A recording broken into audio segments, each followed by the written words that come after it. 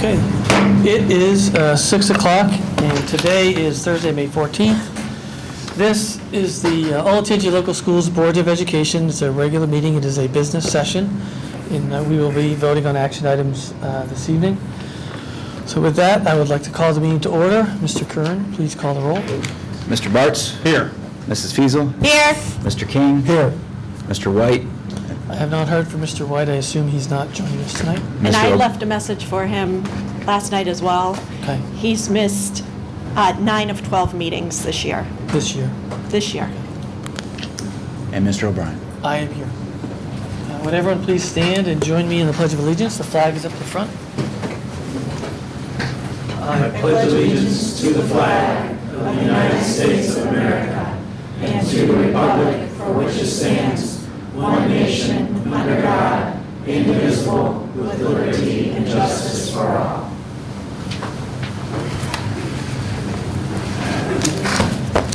Okay, could we, I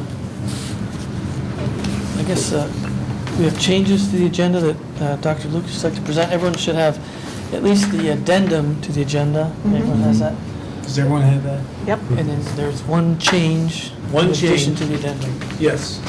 Actually, it's under B5.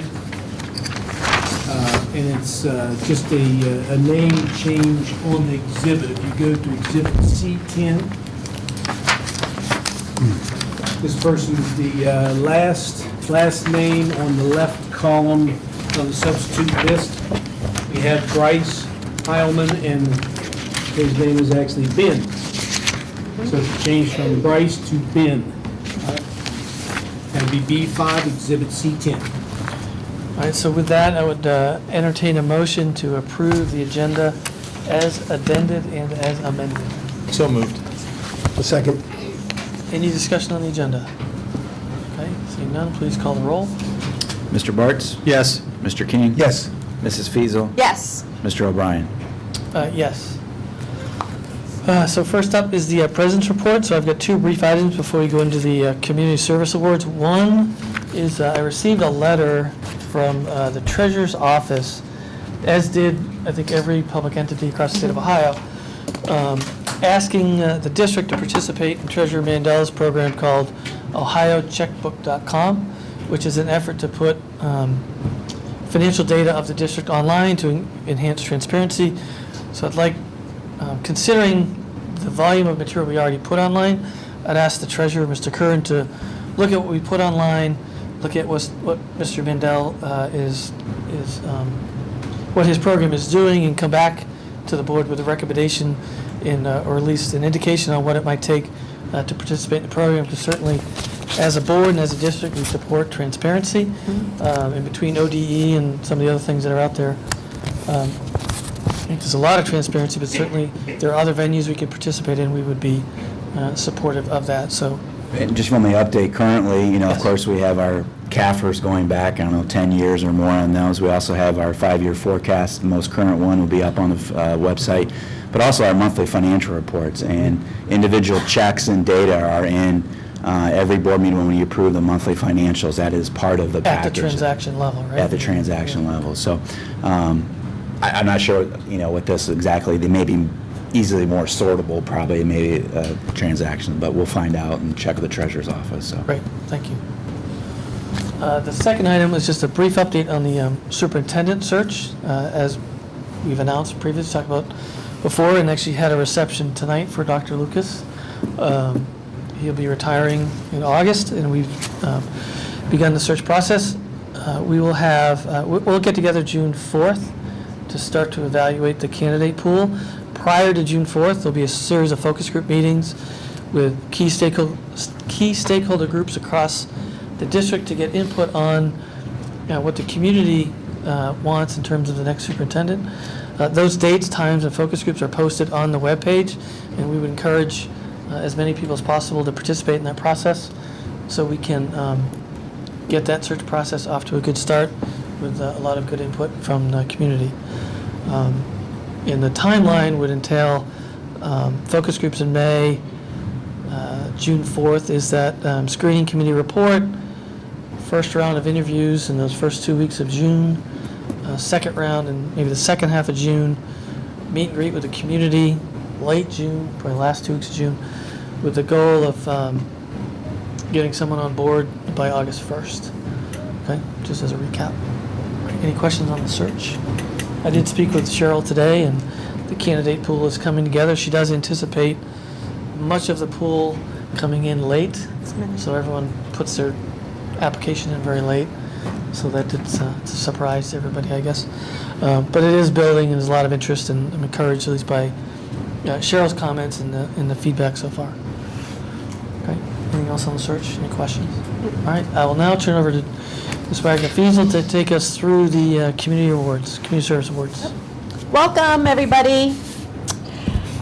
Tonight, the Olentangy Board of Education is going to recognize our community volunteers.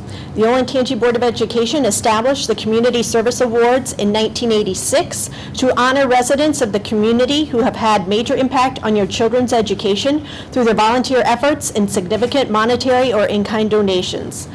The following is a list of those award winners and some of the direct comments made by those who nominated them. When your name is called, please come up and we will take your picture. And then afterwards, we would like everyone to go back. When we go into executive session, we'd like everyone to go back for a group picture, and we also have something else for them as well. So first up, we have Sean and Chris Kunix. They were nominated by the Wyandotte Run Elementary School. Mr. and Mrs. Kunix have been in the district at Johnny Cake Corners Elementary and at Wyandotte Run Elementary since 2009. Or, I'm sorry, I think maybe Walnut Creek. Wyandotte Run? Wyandotte Run, because they have Walnut Run in here. They have volunteered their time as well as given monetary donations to provide programs for our students. We are grateful for all they have done for the district. Next up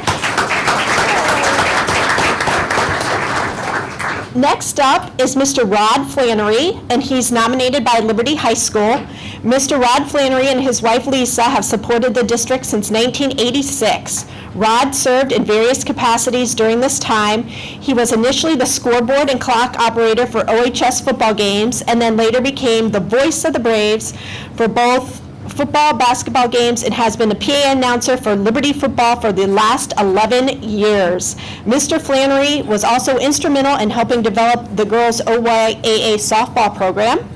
He and his family have been longtime residents of the district and supporters of our district. His dedication and commitment to our district has been extraordinary. Thank you very much. Next up is Lori Foster. Lori has been actively involved in Hyatt's Middle School, and that Hyatt's Middle School is one who nominated her. Her primary duties include fulfilling as the treasurer of the PTO.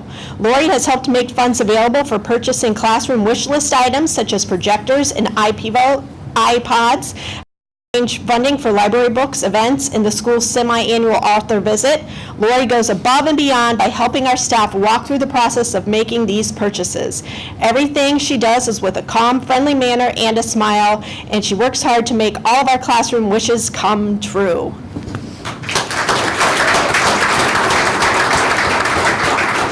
Next is Carrie Friedauer, and she was nominated by Liberty Middle School. Carrie has played a vital role in supporting the Liberty Middle School staff, students, and community for the past 2 years. She has been a member of the school's PTO since 2013 and is currently the PTO president. She has launched an extensive fundraising program in support of the Relay for Life campaign, and her involvement with numerous fundraisers has helped raise thousands of dollars for cancer research. Carrie effectively engages our school, community, and local businesses to enhance our students' educational experiences.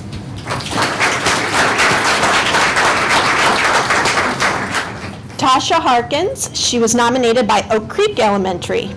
Tasha is a PTO volunteer and chairperson of the Outdoor Classroom Committee at Oak Creek Elementary.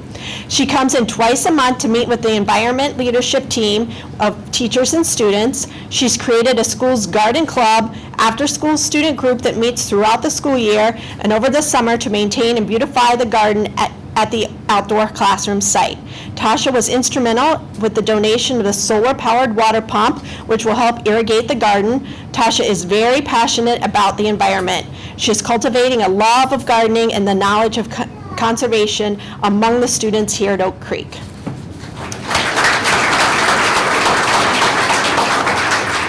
Next up is Michelle Hudson. She's nominated by Berkshire Middle School. Michelle Hudson selflessly volunteered multiple hours to Berkshire's cross-country team during the 2014 season. She began attending practices from the very beginning in June. She got to know the kids, ran with those who needed a run buddy, took attendance, organized snacks, attended every meet, and so pleasantly assisted with everything that came up through the season. Michelle's time, expertise, and kindness were very much appreciated by the coaches and the runners.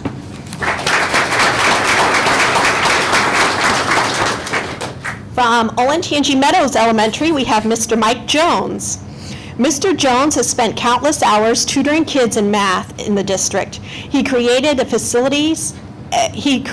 facilitates a chess club each Monday for students in grades 3 through 5. He has taught them to play the game, and if you have participated in championship and won trophies. He also comes in every Wednesday from 11 to 2 and sets up the snack table for students. Mike comes here consistently each Monday and Wednesday to help out with his students. I guess he makes really good peanut butter fudge, too. From Wyandotte Run Elementary, we have Holly Kilrain. Mrs. Kilrain is one of the hardest working parent volunteers we have at Wyandotte Run Elementary. She is the PTO Vice President and co-chair on several PTO committees. She volunteers in our library and for several classroom teachers. We value her commitment to the students and staff.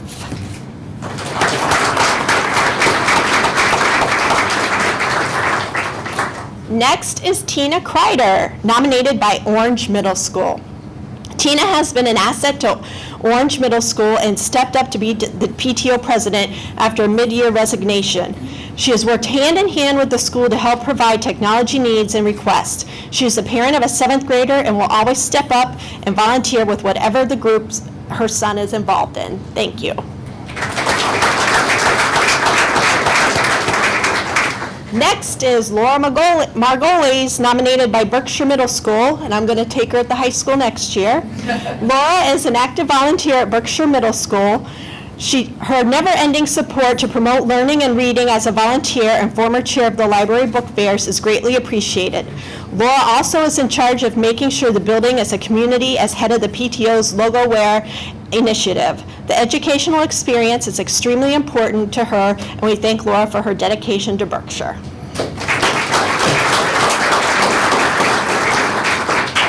Susan Marston is nominated by the Tyler Run Elementary School. Susan has been an unbelievable asset to Tyler Run Elementary. She has been the PTO co-president for the past 3 years, helping to plan many events and making sure everything runs smoothly.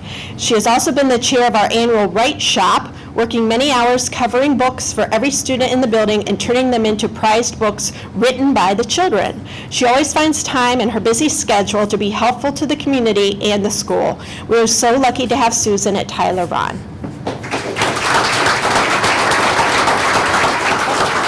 From Johnny Cake Corners Elementary, as a volunteer, Carolyn Martin and Clue. Yay! Carolyn and her dog Clue have been volunteers with the Reading Dog program at Johnny Cake Corners Elementary for the past few years. During this time, they have been faithful and enthusiastic volunteers. The children have really enjoyed working with Carolyn and Clue. Aww. Smile, please. Who can top that?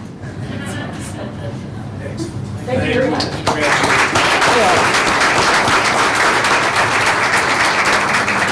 Meg Moorhead, nominated by Walnut Creek Elementary.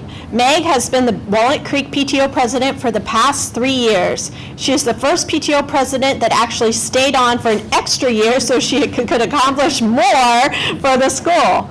In her time as president, she established a computer lab, put smart books in every classroom, and added multiple carts of iPads and Chromebooks.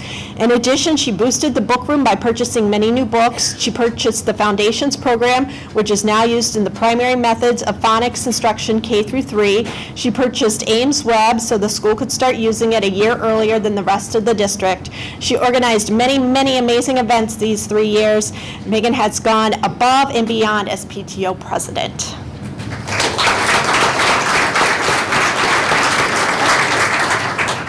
Next is Ryan Rivers, and if you need to know what's happening on July 4th, I think that's the person to talk to. He's nominated by Orange High School.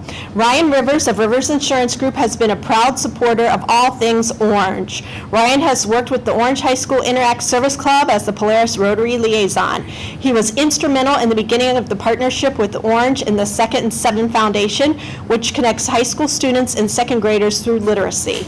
Ryan has facilitated a relationship with Orange High School Marching Pioneers and the Lewis Center Business Association. Through their dealings, the band has begun performing at the 4th of July Beach Bash, which now I think is here, and been able to network with community leaders and local entrepreneurs. Rivers Insurance Group has also served as an active sponsor for Orange High School athletics. Thank you, Ryan.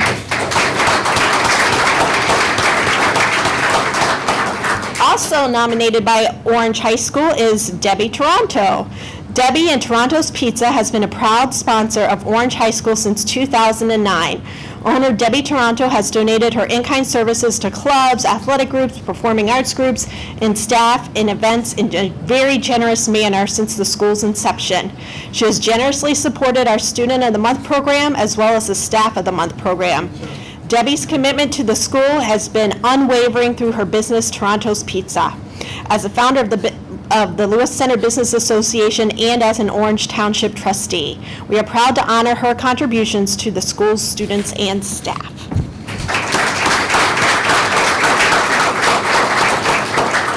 Next, we have Annette Saylor in Sully from Johnny Cake Corners Elementary and Scioto Ridge Elementary. Annette and her dog Sully have been volunteers with the Reading Dog program at Johnny Cake Corners Elementary for the past few years. During this time, they have been faithful and enthusiastic volunteers, and the children have enjoyed working with them both. Additionally, Annette and Sully were nominated by Scioto Ridge Elementary, and they have volunteered over the past 3 years. They have been an integral part of Scioto Elementary Reads program. Weekly, Sully comes to the school and is read to by various students. We're not sure who enjoys reading more, the students or Sully.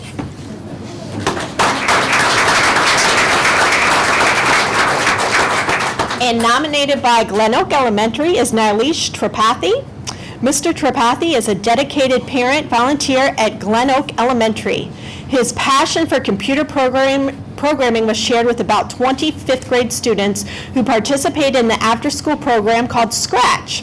Mr. Tripathi led the student group to learn about computer programming skills. The students learned how to apply concepts of math and science during these sessions. All of the students created a final project that was presented at a parent session and the whole school at a town meeting. Mr. Tripathi did an exceptional job inspiring and challenging our students to create a video game of their very own using their newly learned skills.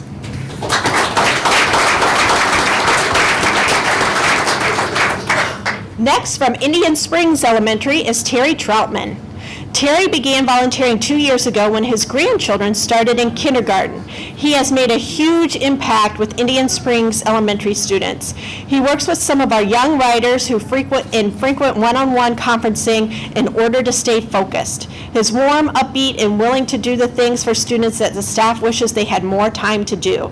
When he shares his stories and experience as a former educator and administrator, it often helps us find a way to make a change to better meet the needs of our students. Mr. Troutman is an absolute treasure.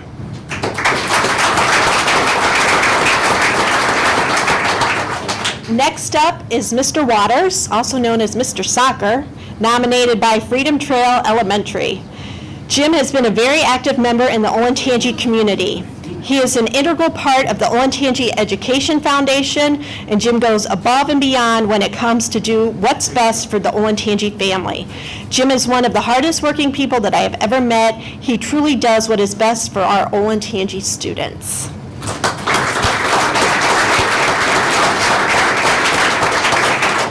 And finally, nominated by Olentangy Orange High School is Mary Zajewski? Mary?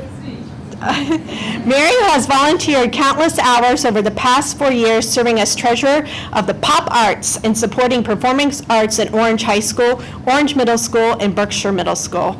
Her persistent dedication and commitment to supporting theater, band, orchestra, and choir have been greatly appreciated.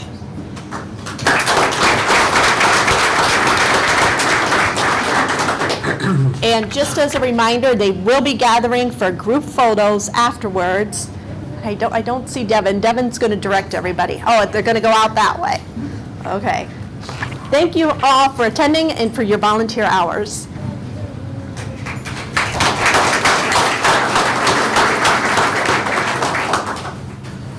Okay, and we understand, we're going to move on to the next agenda item, but we understand you're welcome to stay, but understand if you want to leave. So the first presentation is the public library download. Mary Berkey from Liberty Middle School. Yeah, please come up. Maybe give her a minute until the thins out. Take a minute. Good. Clear out. I can stay here. Yeah, you can stay there. My name's Mary Berkey. I am the teacher librarian at Olentangy Liberty Middle School. Dr. Lucas asked me to come here today to talk about an initiative in our building. A little bit about me as a librarian at Liberty Middle School. My professional interest, I have a great interest in digital media. So in the summertime, I like to go to conferences, and a couple of years ago, I went to a conference called Digipalooza.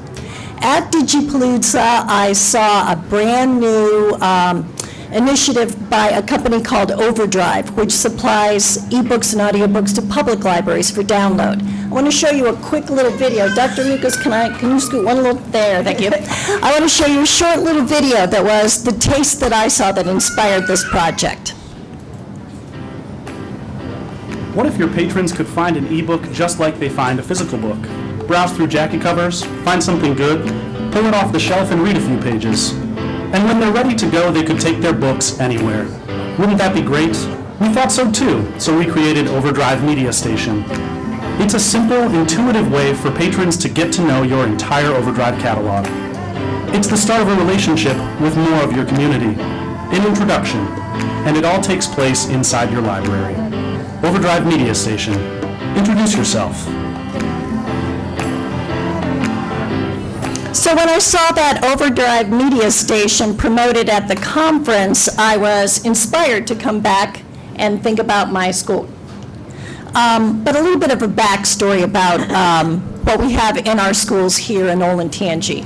A lot of the things we have in Olentangy libraries are called databases. The databases supply downloadable quality nonfiction materials that are from great reference books.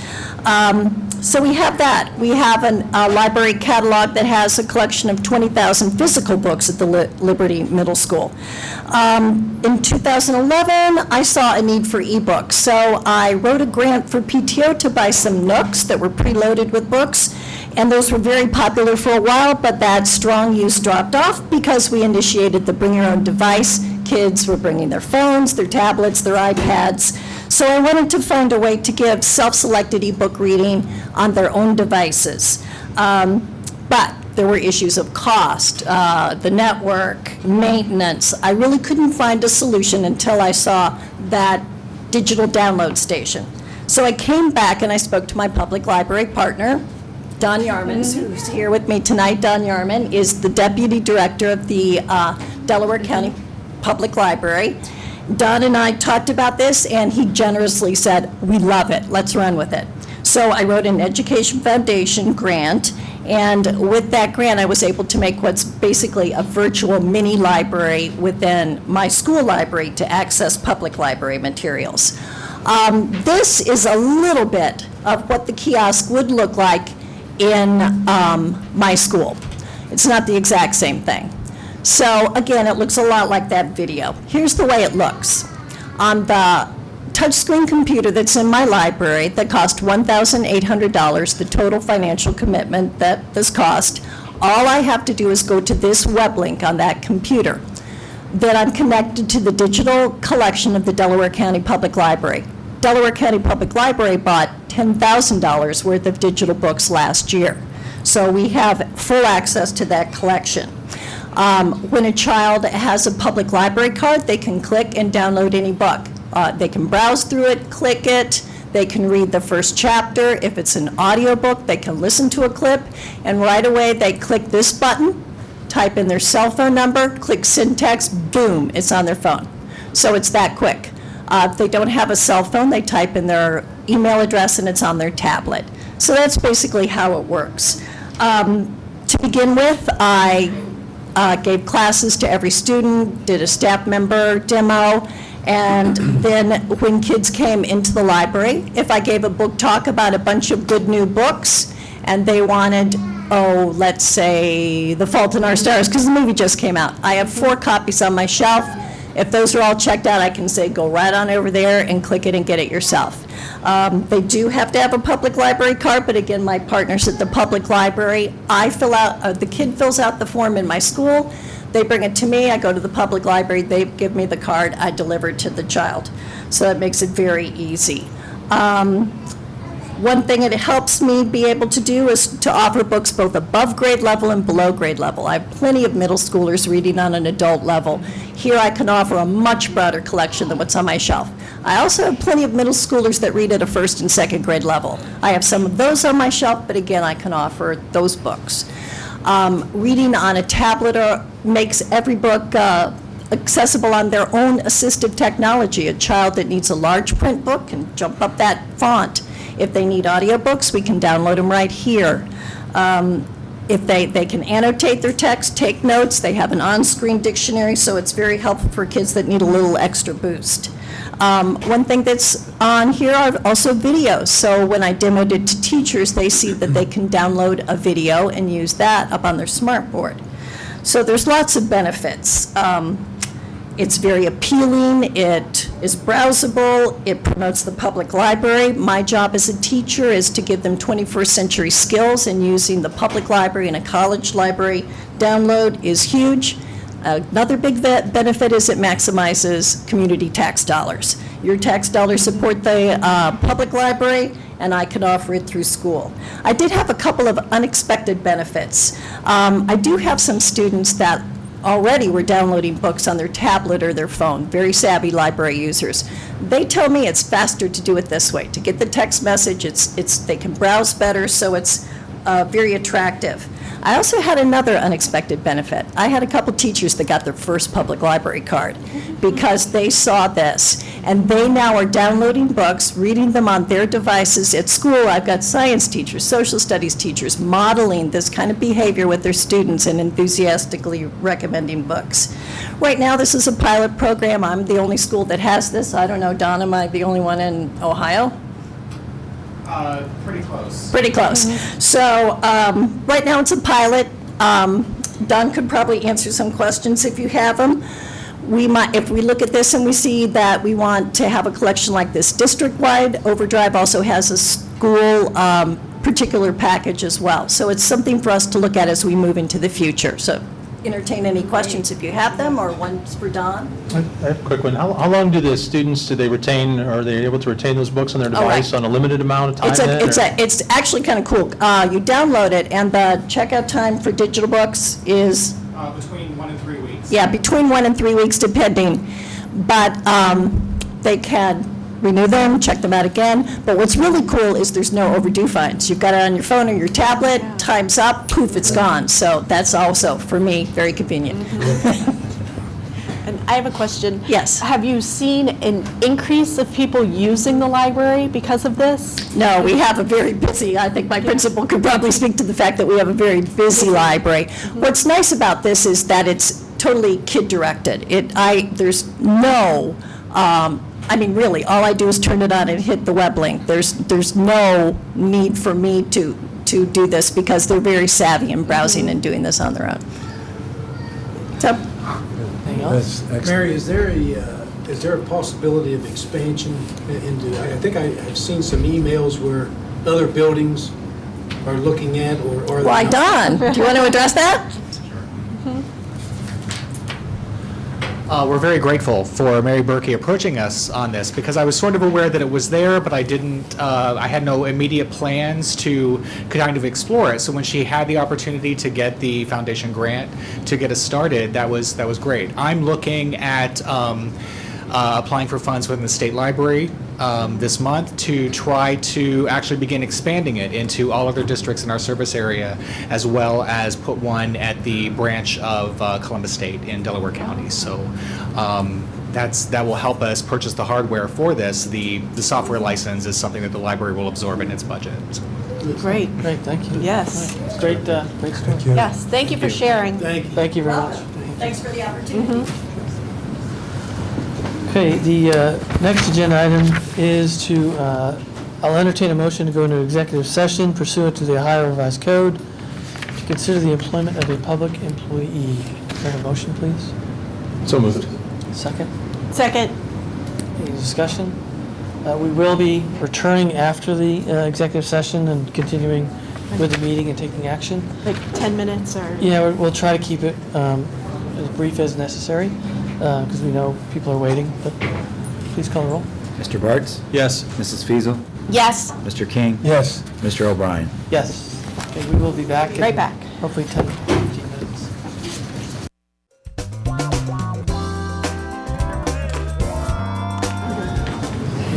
Go ahead. Okay, it is 7:08. I'll call the meeting back to order. Apologize for the lengthy executive session, but we had quite a bit to cover. So with that, we have to vote to come back in or no? Let's call the meeting back to order. Next agenda item is item 7, Superintendent's Report. Dr. Lucas, the podium is yours. Thank you, and again, before I get into the superintendent's report, I want to say thank you to all the board members in attendance, anyone that was part of the reception that we had, for your support. Also, anyone in the audience that came to the reception, thank you very much. It was a fast 2 hours. Very much appreciated, and thank you. So with that said and done, I want to get into a few good things regarding the school district. First and foremost, as I think most of you know by now, on Tuesday, U.S. News and World Report released their 2015 ranking of the nation's best high schools. Very pleased to say once again that in Central Ohio, all 3 of our high schools were in the rankings. As you can see, Orange High School was ranked number 2, Liberty High School number 3, and Olentangy High School number 5. Statewide, again, they were all in the top 10, with Orange being number 5, Liberty 7, and Olentangy 9. And from a national ranking standpoint, we were all in the top 300 or so, 188 to 226, 254. We had an all-admin meeting Tuesday, and again, I stressed then, and I'll stress again this evening, this is a great, great honor for our high schools, but even more importantly, it's a great, great honor for our school district, because they just don't get the high school and all of a sudden the light comes on. This is a journey from pre-K all the way through, sometimes some of them starting as early as 3 years old, and we have a lot of people in this school district that works extremely hard to get those rankings. So it's a great opportunity for all of us to kind of get our rewards, as they say, at the end of the year, and have a publication such as U.S. News and World Report rank our high schools where they are. So a shout out to our staff, a shout out to our parents, obviously, our community, but most importantly, a shout out to our students, because they work extremely hard, and we're very appreciative of the efforts they put forth. Secondly, this week we wrapped up our Jim Clemente presentations. I know I saw all of you there, and again, I can't say enough about the efforts of a community, because I think we had approximately 12 to 15 community partners involved in this Clemente presentation.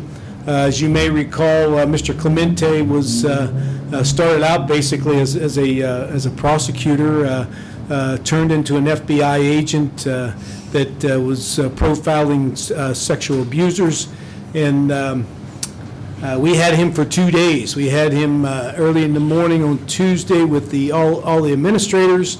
Later that afternoon, we had him meet with the community groups in Delaware County, the law enforcement, faith-based agencies.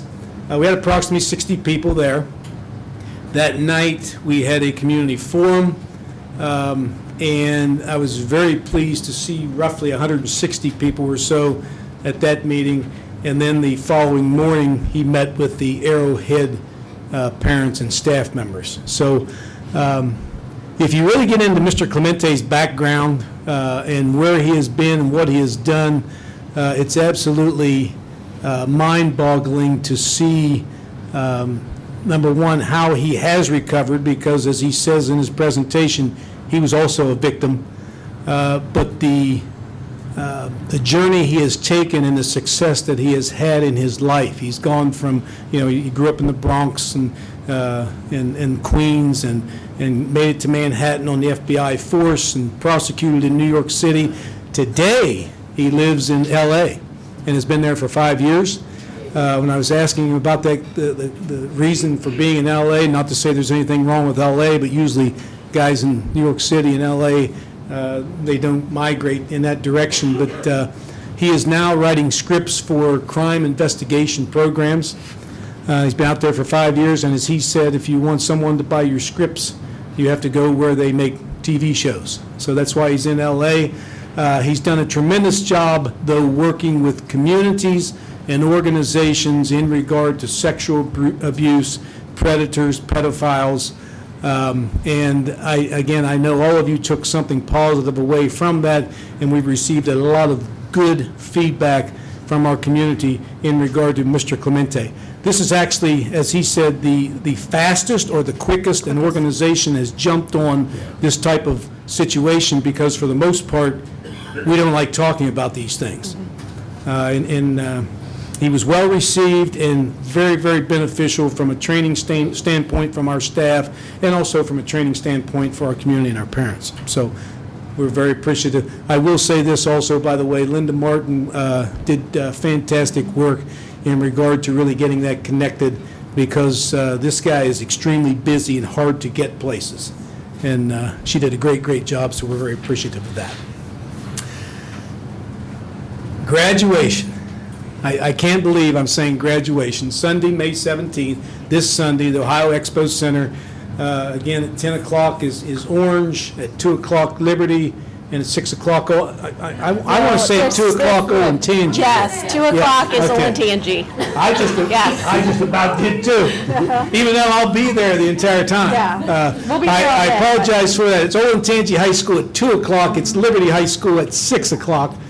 And that will be at the Ohio Expo Center. This year, 1,102 graduates. First time we've ever been over 1,100. And again, if you've looked at those enrollment trends, I think our largest class is somewhere in the 1,500 range. So that 1,100 is probably going to continue to go up for a while.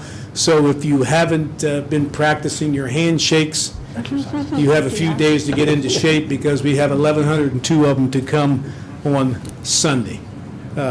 Great, great day, obviously, one of the best days of our school year, and I know this will be no different. So, also, we're going to have a presentation or a discussion this evening regarding the Sawmill Parkway extension. Steve Smith from Delaware County Land Acquisition. I think Steve is here. Okay, we'll be with you in a second. Thank you so much. And Jeff Gordon will have that conversation here during the board meeting in regard to that Parkway extension. You're going to hear the 5-year financial second reading from Brian Kern on the forecast. I'm not going to say anything about that whatsoever, just the fact that it looks good. And we will have student handbook updates from Derek Gillum, who is the assistant principal over at Hyatt's Middle School. Derek, you are still here, correct? Good, thank you. We'll have board policy updates from Linda Martin, as we always do. We'll have an attendance boundary committee update from Mark Ionato, Karen Clark, and Scott Leopold. And again, I can't say enough about these individuals, the work that they put forth. I know that I met with some Meadows parents a week and a half or so ago, and all three of those individuals were there. So they're going to give you a little update on the proposed attendance boundary committee and what they are going to be working at here. They're going to be a busy group here in the next, foreseeable future, I guess I should say. Other agenda items, we have administrative employment of Timothy Beard. He's the test coordinator from Northwest Ohio. I think, as you also have seen on that addendum, we have Marty Argenbright to be hired as the Director of Pupil Services. I do want to introduce Marty. I think he's still here, isn't he? Yes. Reintroduce him. Yes, reintroduce him. He has been here in the past. He was the assistant principal at Olentangy High School. He left us for, a short while to run the Pupil Services Department up in Marion City, and he is on that addendum this evening to take over as the Director of Pupil Services. That, of course, will be in replacement of Chris Andrus, who left, and we approved that last meeting. Tim Beard is not here, by the way, is he? I don't want to okay. Student athletic handbooks, we will be approving district-wide paving improvements from Kimco Incorporated. We will be approving that, and that takes up the superintendent's report. I will entertain any questions that the board may have at this time. Any questions for Dr. Lucas? No. Thank you. Thank you. Mr. Kern, the treasurer's report? Yeah, on this evening, since I'm going to do a second reading, and I won't do as much detail as I did the last time, so not too much on the treasurer's report this evening, but we will be approving the 5-year forecasts and the FY16 general fund budget, and as normal activity, we're approving the appropriations and donations. While the donations aren't as big as last time, but we still do appreciate those donations. We have several groups that donated towards the cost of the Clemente presentations, and from our many PTOs and different things around the district. So we do appreciate those people. I believe, just to update the board on our wellness program, we'll be bringing Mount Carmel probably in June 25th meeting to give an update on our wellness program. We do have some stats in for the year, and also some really good stories on some people that really some improvement, going forward. Just a small minutia of what's happening out there and the improvements of our staff and our wellness program. So once we get those final stats in for the year, we'll forward to them, and then we'll do a presentation on the 25th. Great. That's it. Anything, Mr. Kern? Okay, the next agenda item is item 9, public participation session number 1 for general comments. Do we have any? Well, we do have some public participation, but they're all for regarding action items, and that'd be public participation session number 2. Okay, so we'll go right to the discussion items then. The first one is the Sawmill Parkway extension. So can we have Jeff Gordon, Steve Smith, please come up?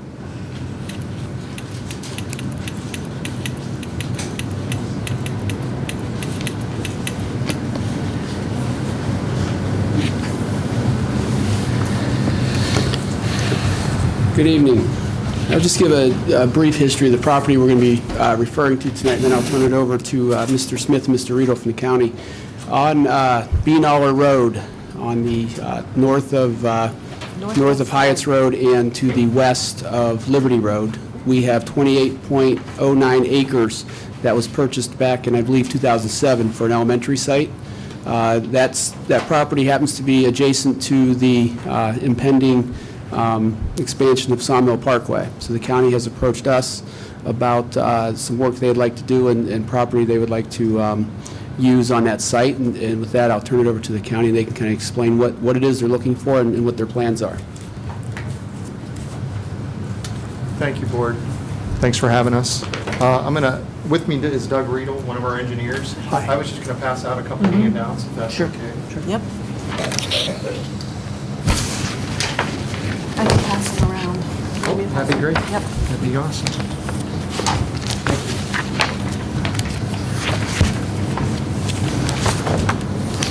Like Jeff explained, we're coming here for consideration to acquire a warranty deed on property that the Olentangy School District owns to help us with Sawmill Parkway. Presently, it's a retention pond that's been sized for both our needs. And we believe it'll be in the best interest of the Delaware County Engineer's Office and Olentangy School District. If you want to go through your handouts, it states the area that we're trying to acquire and approximate the size of the pond that we would like to build to benefit both of us. So is the size 2 acres or 4 acres? I'm sorry? Is the size of the pond 4 acres? The pond is sized for 45 acres, which would accommodate the Olentangy School District and our use also. Well, that's what it'll take from the drainage. What's the actual size of the pond itself? The dimensions of the pond, the land that we're trying to acquire is approximately 4 acres. 4 acres. Yes, sir. Now, we understand that maybe your needs have changed since you've owned that property, that perhaps maybe you're not going to build a school or maybe use it for another function. So we understand that if you're not interested in, building a pond that would accommodate, a school or whatever development you want to put there, we just wanted to let you know that we would still need an area to build our pond, and it's like I said, it's sized for about 45 acres, and the pond that Sawmill Parkway would need would be about 9 acres. So we would need considerably less land, considerably less area for a pond if your thoughts have changed and you do not want to, entertain having a pond for both of our needs. And obviously, we did an appraisal, which I believe you all have, and I have an extra copy.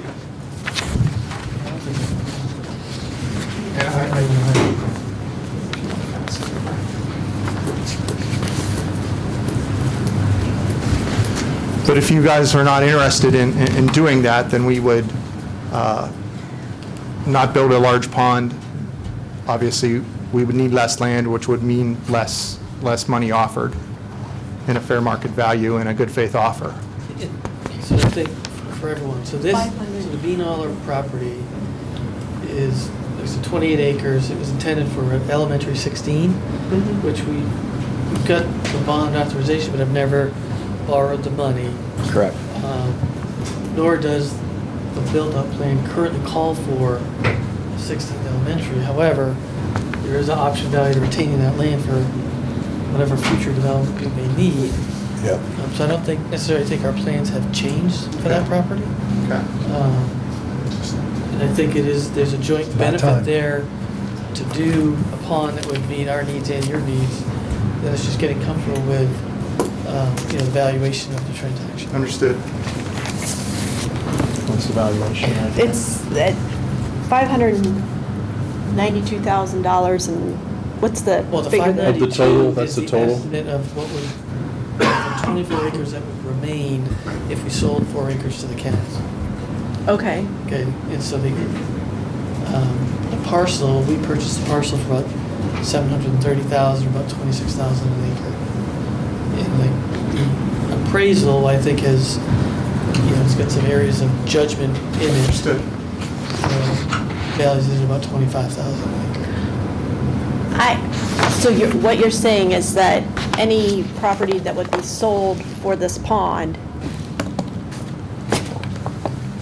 well, what I'm saying is, I don't want to sell it at less than what we paid for it, because that's taxpayer money. Right, we It's should not sell my it. money. Sell it. Well, it is my money, but it's these people's money. So I don't want to sell it for less, I agree. because that's Well, their I money. don't think the conversation would be necessarily to classify it as a sell or purchase.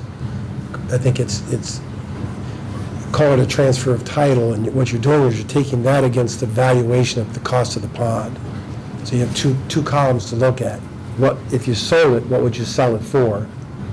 Versus what's the pond cost that they're providing with maintenance and You figure in the Forever. cost of the pond that we would have to put in anyway. Right, for the Correct. We're improvement. on the hook for that anyway. So you Right. balance, Right. you have to balance the two columns. And to your point, we want to make sure the columns are as balanced as they can be in that process. So, do we know what that, so if we had to construct a pond for the usage for a school, for elementary 16 and or whatever, what, we would have to, It was 180,000. so 180,000. It'd be somewhere around $180,000. Right. It would be our cost to put that pond in to meet our needs. And then we'd have to maintain it over time. Right.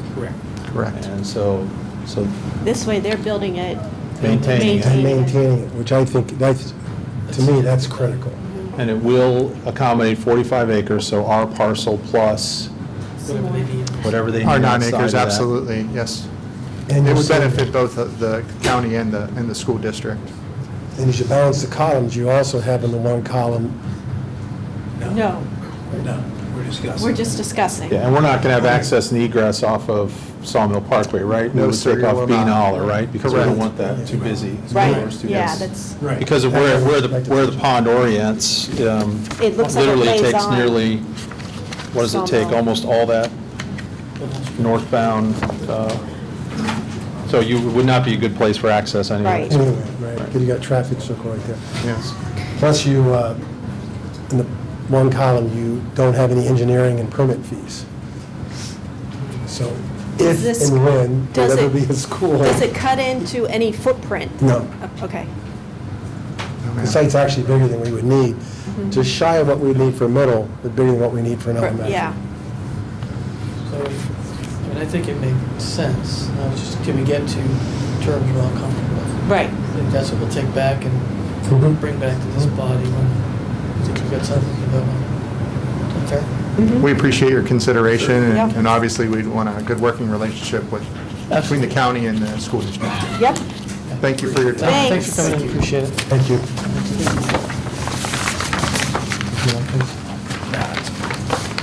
Okay, the next discussion item is Mr. Kern, the second reading of the five-year financial forecast and general fund budget. Mr. Kern? Yeah, I'm not going to get up and do the full-blown presentation, since everybody here has seen that presentation at the last board meeting on April 30th. I do want to remind everybody out there, though, too, that it's just not the two meetings, the board reviewing it and then approving it. We also have our Audit and Finance Committee that meets.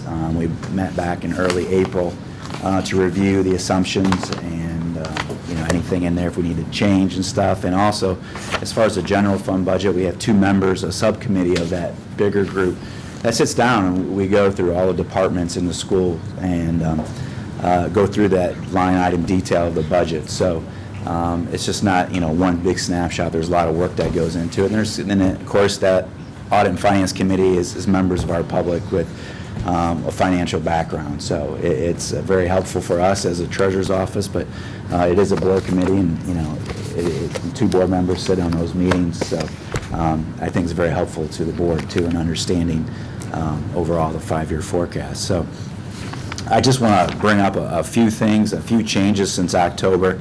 As a reminder, we approved in October and May of the five-year forecast. Things have improved since October. We now have a positive cash balance through 2018. That cash balance is at approximately 1 month, which is, if you're looking, I mentioned before, a credit rating type situation. We went back early in February. That's what, at the end of a levy cycle, that's what would we recommend it, either 1 to 2 months at that time. So what's really changed, and it's mostly positive news.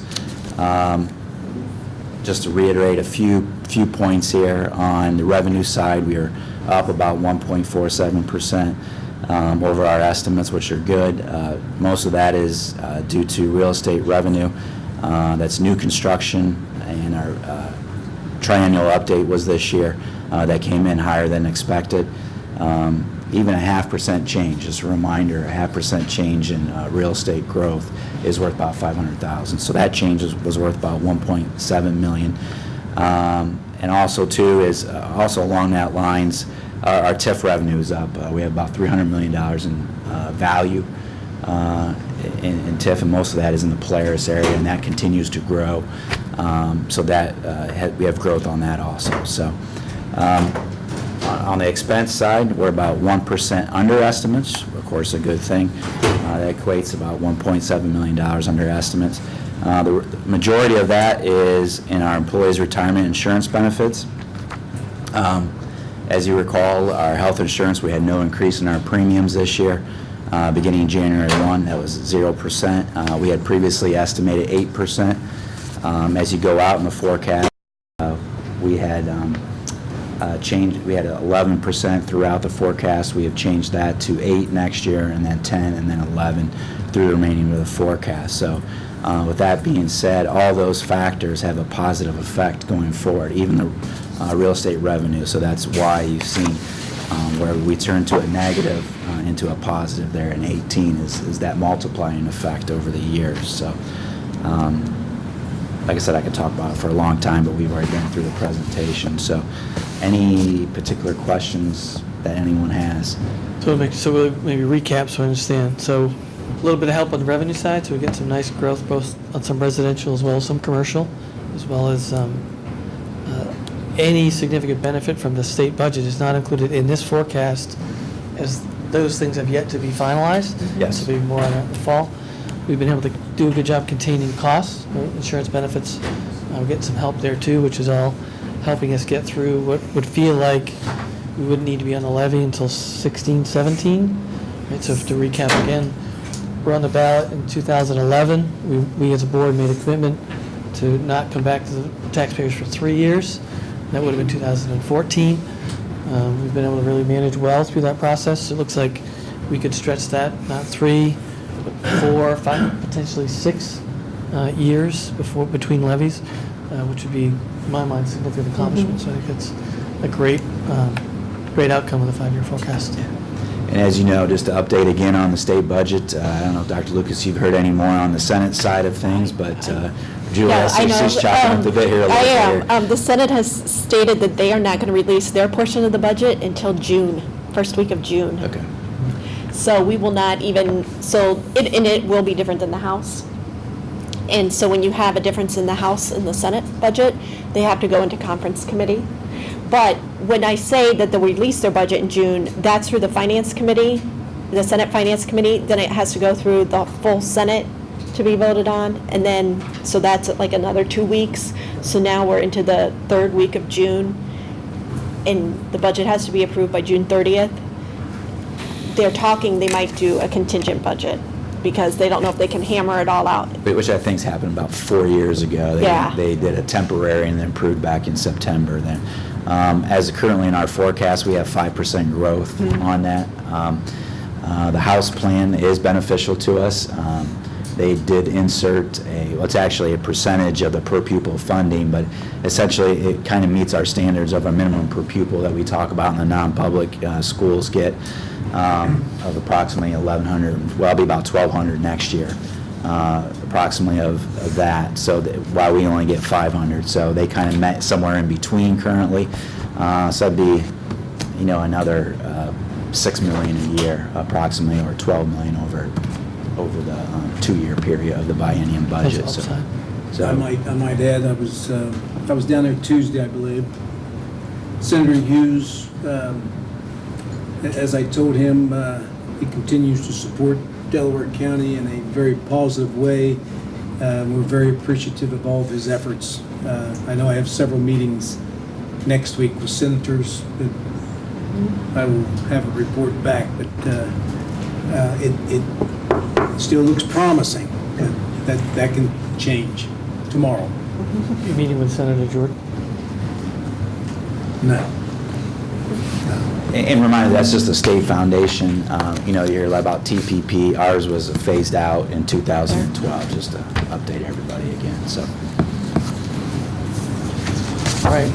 And then the general fund budget, of course, is by line item detail. I believe you saw something in Columbus City Schools in the detail they provide. Ours is by the object and what we're doing, so. And I think when you refer to Columbus Public Schools, theirs is 1 page, and Yes. ours is, I think, 3 or 4 pages that we've got. By each object code, Right. so there. So that all rolls up into the 5-year forecast, and if you tie out by the object code, so. Any Other questions? 10,000 plus lines of. Yeah, lines of code. Count codes we have out there, so. Right, anything for Mr. Kern? Thank you, Brian. Okay, discussion item C, student handbook updates for 2015 and 16. I've got Mr. Rafe, but I know someone, Derek Gilliam? Mr. Rafe is at his Yeah. daughter's He's in- graduation. Good evening. I'd asked Derek to come and talk today. I apologize, Mr. Rafe is out of the area and is unable to address the handbook questions. So Derek, who sits on the handbook committee, will be happy to share some updates and some information about the committee. Lucky you. Good evening. My name is Derek Gillum, and I'm currently the assistant principal at Hyatt's Middle School. Tonight I'll be representing the handbook committee, and we'll be speaking about some of the proposed changes to the 2015-16 handbooks. The handbook committee is currently made up of assistant principals from the elementary, middle, and high school levels, as well as Jana Arlinghouse and Mark Rafe. The committee meets several times throughout the school year to review each handbook. Our yearly goal is to improve the district handbook by requesting information from as many stakeholders as possible. Some of these stakeholders include the assistant superintendent, administrators, and teachers. Others include representatives from the following departments: the business office, the treasurer, food service, transportation, curriculum and instruction, pupil services, and lastly, the Board of Education. Another goal that we strive to achieve each year is to assure that all 3 handbooks contain verbiage that is consistent in nature. Hopefully you've had a chance to review the proposed changes. Although minimal, I would like to bring 2 of those changes to your attention at this time. The first one is located in the high school handbook on page 42, and it deals with, it's concerning driving regulations for students, and we have added the following at the end of the paragraph. In order to obtain a parking permit, students may be placed in the random drug testing pool. This was placed in the handbook as a means of implementation if the high school principals decide to use it in the future. The second one, if you take a look at on page 36, we took the alcohol and tobacco consequences in each handbook and condensed it into one more easily readable chart. So basically just X'd out the long verbiage in a paragraph form and put it in a chart. So those are the few changes I wanted to bring to your attention. And if you have any questions on those, I'd be happy to answer them. One thing that we, you have? No, I was I'm just- sorry. One thing that we had discussed off and on all year, and unfortunately, we didn't get time to really hash it out, were the school start times. Yes, that's correct. And we were going to discuss it at the retreat, and now we've had to push the retreat back. And so I just want the people to know that we will do this. We just, other things came up this year, and we weren't able to fully vet it like we should, because it's just not changing a time on a paper. I mean, it involves our busing and, parent, we need to get parents involved and everything. And so I want to make sure that the people don't know that we've forgotten about this. Yeah, and I'm glad you brought that up. Yeah, so when I was looking at the start time really stood out when I was looking at these. So it's still on, It's still on under our. consideration. Right, Just we'll be able to get it done this year. right, Okay. yeah. Anything else? Thank you very much. Okay. Thank you for all you guys do for us. Okay, item D, first reading of board policy updates. Ms. Mark? To stay up here for a while. So you have spring board policies. It's a shorter list this time, thankfully. It's about 17 policies. I just want to point out, I tried to send you a narrative of those policies a while ago, but just wanted to point out a couple of them. We have a couple new policies. Career advising is a new policy, and authorization to make electronic fund transfers is a new policy. And the other thing I wanted to point out is you'll notice that we have 6 policies referring to insurance, unfortunately, and I tried to explain. I wanted to get those I know, as well. it would be lovely to condense all of those because it's duplicate language for all of them because it impacts administrators certified and classified. However, I think I sent you the response from legal advice on that. Any It saved questions? us money by going self-insured, so that's why we had to do it. So. Right. I know. I apologize for that. It's rather lengthy, it's a lot of pages. Condense my reading. Yes. Millie explained it well. She explained it well in the email. Thank you. Any questions on the first reading of the policies? No. The policy updates, I should say. Okay, great. Thank you, Linda. Thank you. Stay there if you will. The next discussion item is the attendance boundary committee. And let me, while Mr. Ionata, Ms. Clark, and Krista Davis and Mike Leopold come up, is Krista here? Right, so we'll have Scott Leopold, Mark Ionata, and Karen Clark. Karen and Mark and Scott are all 3 from our previous committee that we had. And we gave you a little bit of overview about the attendance boundary Yeah, committee at the so- last meeting. Yeah, if I could just take a minute and just set up the conversation. Sure, go Right, ahead. which I think is what you're going to do, but let's do it anyway. We did have this group in, actually, it was at our last meeting.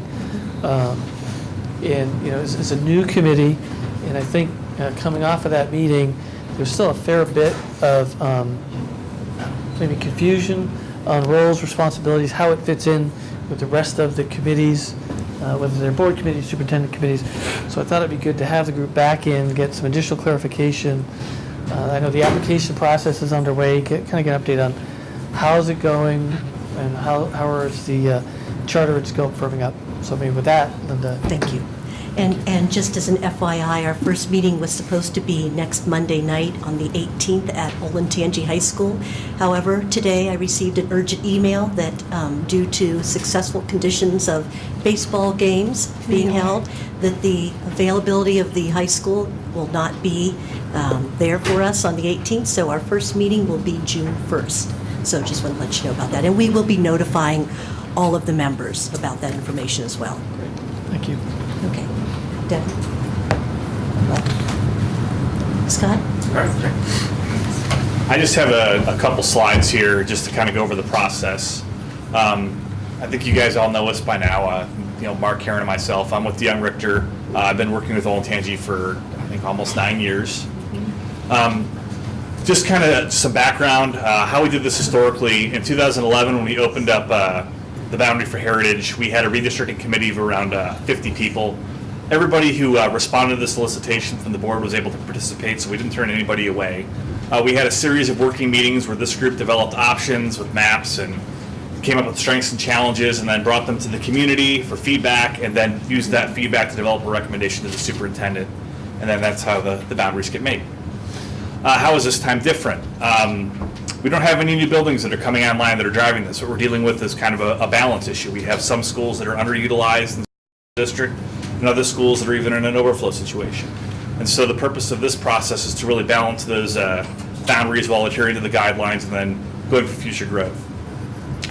Another issue we have this time is we have over 200 people that expressed interest in this process. And we also have some thoughts about the redistricting guidelines from 2005 that may need to be updated based on some other situations that we have in the district with the shifting demographics and other issues. So how is this going to work with a group this big? What we plan on doing is kind of treating that first meeting like we did those community forums that we had last time, where we invite everybody in, kind of tell them the story, how we've done this in the past, all the data that we go through, and show them how in-depth it is. And then we're also going to be collecting some feedback from them as far as the guidelines go. Because if we want to update them, we want to kind of see what the priorities are as far as guidelines, what are some other factors we want to consider that we can use to measure these options against. That's what we use those guidelines for in this process. We evaluate them against the options that come up with the strengths and challenges. And so that meeting is going to be mostly educational, and the intent is that we take these people through this and they'll see how thorough of a process this is, and that they will still have the opportunity to participate in the community forums that we'll have later in the fall and also through the transparency of the website. Everything that we do and that we did last time was on a project website. At any time, somebody can log on there and they can look and they can say, oh, did you see what we had on the website? And then blast it on Facebook and then everybody sees it. And so there's that opportunity there. And, at the conclusion of the survey, like I mentioned before, we'll be, collecting their feedback on the guidelines, and then we'll just be asking them again, would you like to participate in the core of this redistricting committee? And the intent is that we'll get that group of 50 or 60. And, if we still get 100, we can reassess. But what's important is that we're not really turning anybody away. Anybody in the district has the opportunity to participate in this process through the community meetings and along with the website. And like I said before, if we have that 200 number that comes out, we can go through. We can work with the building principals to make sure that we have a balanced executive group to make these decisions. That we don't have one school or one neighborhood that is overrepresenting and driving the process. It's a fair process. It's not whoever stacks the deck with the committee. Most people get what they want. Mark, if you want to talk about the kind of the redistricting rules that we are going to talk about, the agendas, that kind of stuff for a second. I think that would be helpful. Thank you. I think the thing to keep in mind is that this is a new era in redistricting.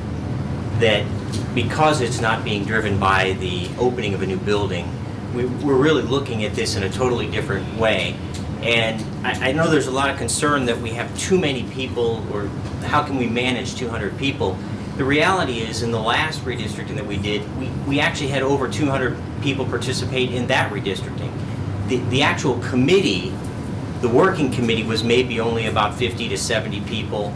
But when we had the forums, we had probably 25 tables of 10 in that room, and all of those groups were working. What we anticipate is that we'll use the 200 people this way the same way we use the 200 people that way. We will use part of them as a working group, and part will be more of a review and focus group on what it is we're proposing at that point in time. So that, it's not going to be that difficult to work with that many people. I think it's important to keep in mind that redistricting tends to be an emotional subject for a lot of people. And it's important that we control the emotion and the agendas that people bring to the process. And in fact, having more people ensures that we can protect against those agendas. We need the proper representation geographically. We need the proper representation in terms of grade levels. We just need that local knowledge from across the district. And the more people we have to participate and share that information with us, I think the more successful we'll be. Redistricting is not just a matter of redrawing lines. To make redistricting successful, you have to educate the public, you have to have the public participate, and you then have to have the public communicate to the rest of the public what it is we're doing, why we've done it, and why this is beneficial to the district. And so by getting more people involved, I think we're actually ensuring that we reach those kind of goals and that it is a more successful process at the end. And like Linda had mentioned before, we have our first meeting June 1st. And then after we get the feedback from that meeting, our internal core group, that task force, we'll start working on the guidelines based on that feedback so that we can get you a revised set of redistricting guidelines to talk about in here before we start developing options. Because it's important that we have that framework in place before we start moving anything around on the map, because we need to know what we're evaluating against. And just so we're very clear here, the purpose of this committee is to develop options, bring them to the community to collect feedback, to kind of broadcast these options to the community, talk to their neighbors, get this feedback so that we can come up with a recommendation to the superintendent. We have sent invitations to members of the, what were the other committees? The facilities committee and the finance committee to make sure that we don't have any toes that we're stepping on, but I really don't anticipate anything like that because we're not, because we don't have any new schools opening, we really don't have any implications as far as facilities go. So we're just kind of working what we have on the table. The district role, my role, we're presenting the data to the committee, we're facilitating the meetings, we're maintaining a project website to ensure transparency and our institutional knowledge. We're not making decisions, we're not making options. We're working with this committee to make these options craft a recommendation to the superintendent. And overall timeline, we're getting started now. June and July, that's when we'll be working on the guidelines. We really start kicking off in the fall with our committee meetings once we have the new data that comes in, the enrollment, figure out if we have 1,000 housing starts again. And then we'll develop options, and then November is when we'll have those community forums again to collect feedback on those options, to then develop those recommendations to the superintendent. So, any questions?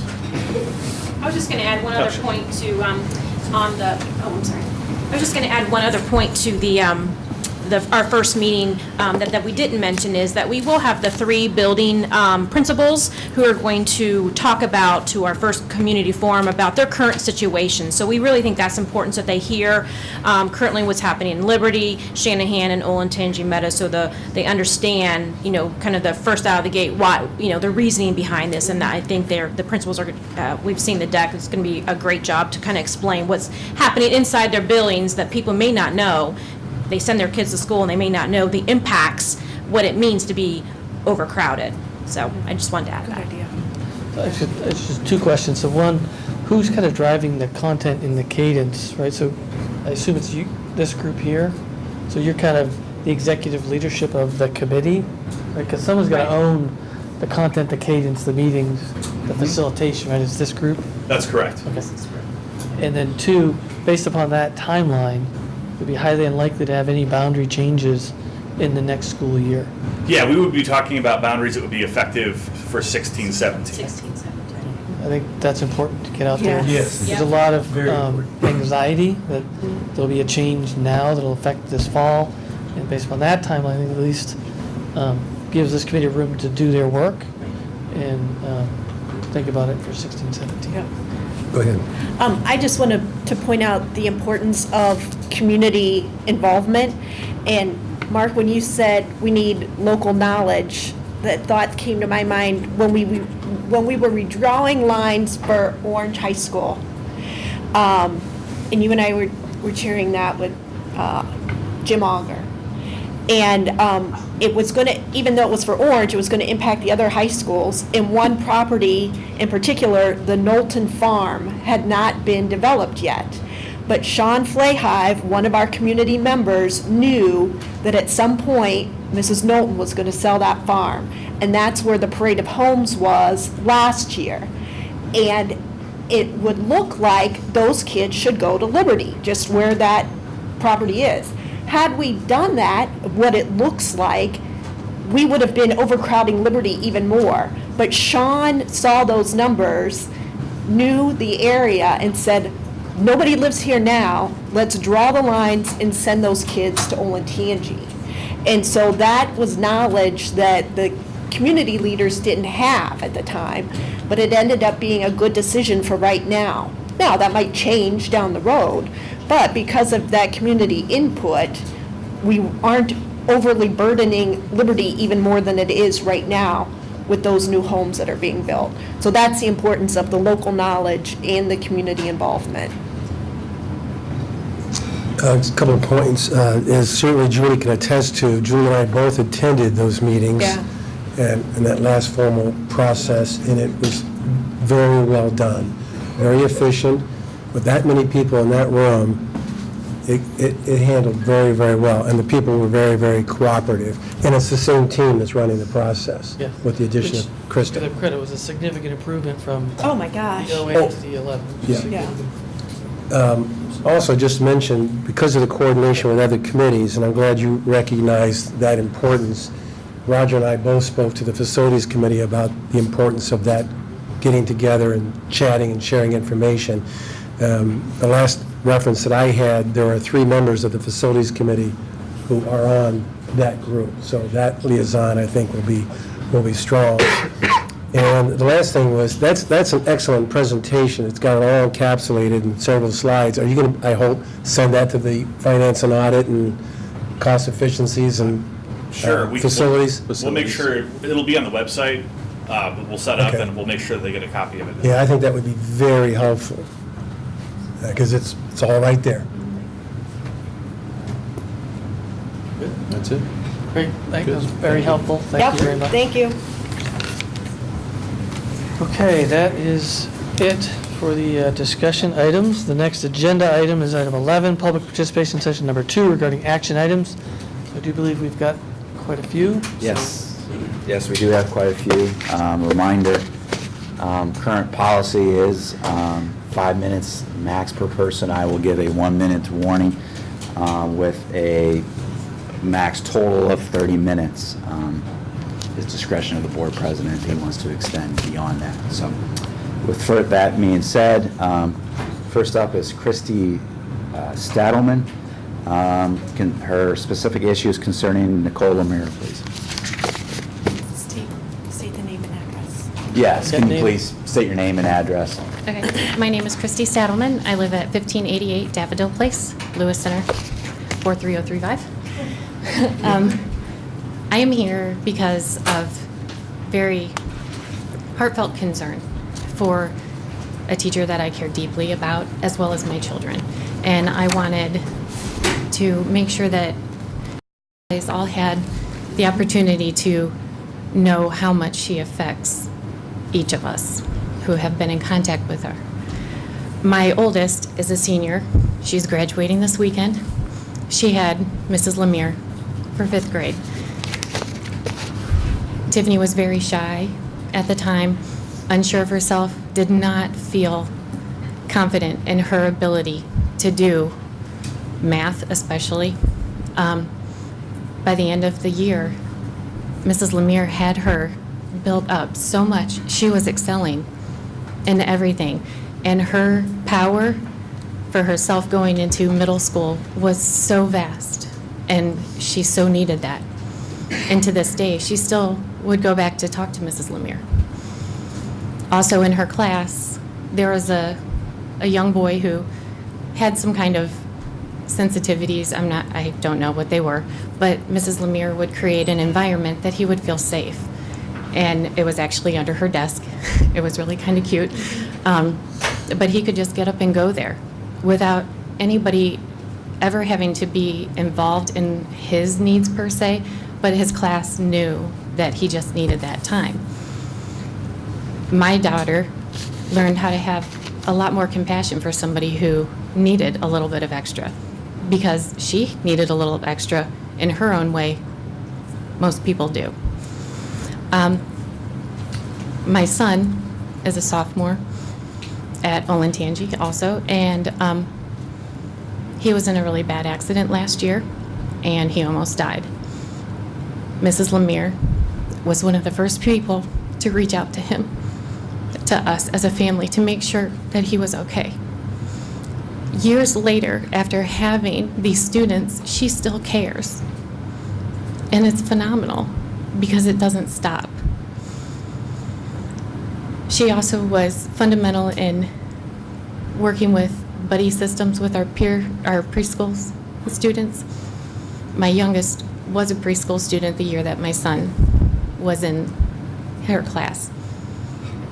This would be the only year that Avery would have one of her siblings in the school building with her. Tiffany and John had each other. They're a year and a half apart. They were always close, and Avery was never going to have that.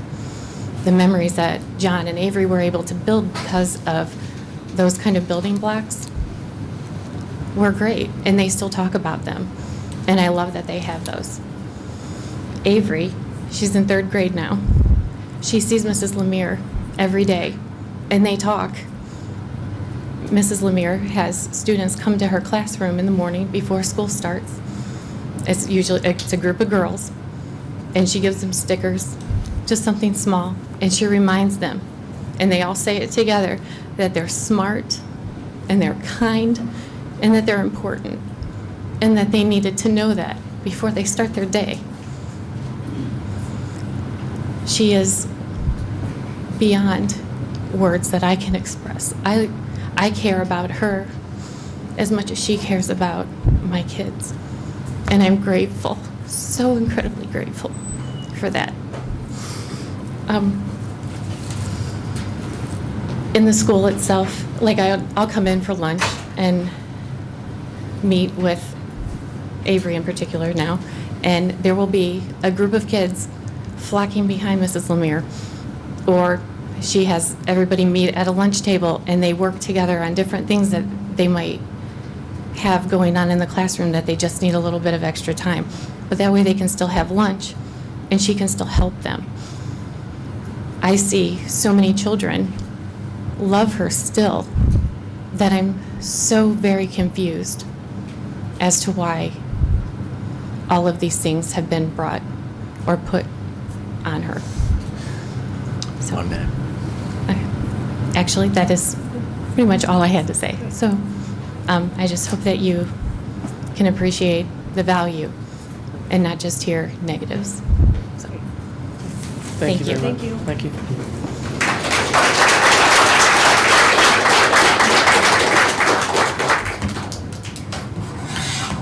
Next up is Larry Starr, approved termination resolution of a certified employee.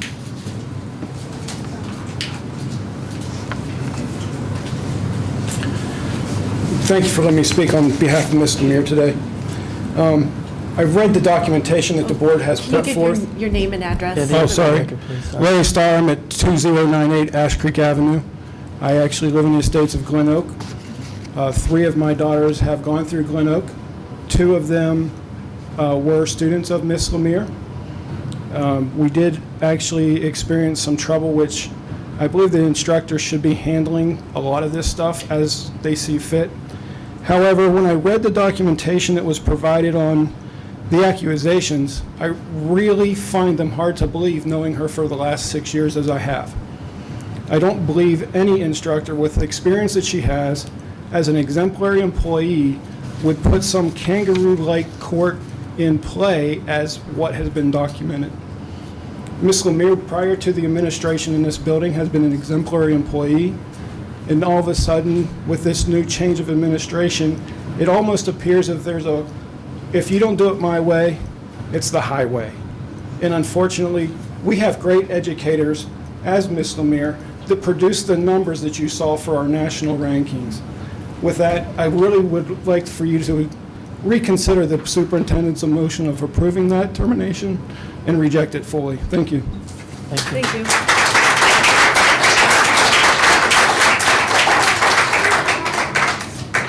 Next up is Marcia Seymour, talking about Nikki Lemire.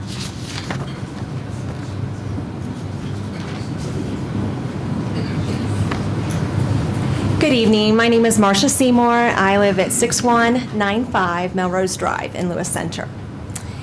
I am an employee here at Olentangy Schools. I've been with the transportation department for 19 years. Love my job, love the kids.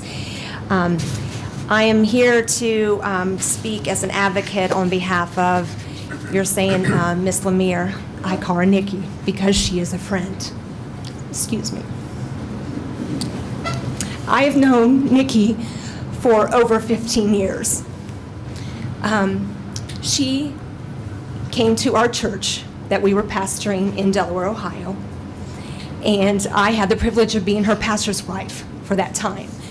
There was a kindred spirit that was sparked almost immediately, and to this day, her and I are very, very close friends. So I'm probably speaking more from a character and what I've seen in her life as an individual, not only what she is in the classroom, but as she is an educator outside of the classroom as well. We have taught children's church together. We've gone on trips together.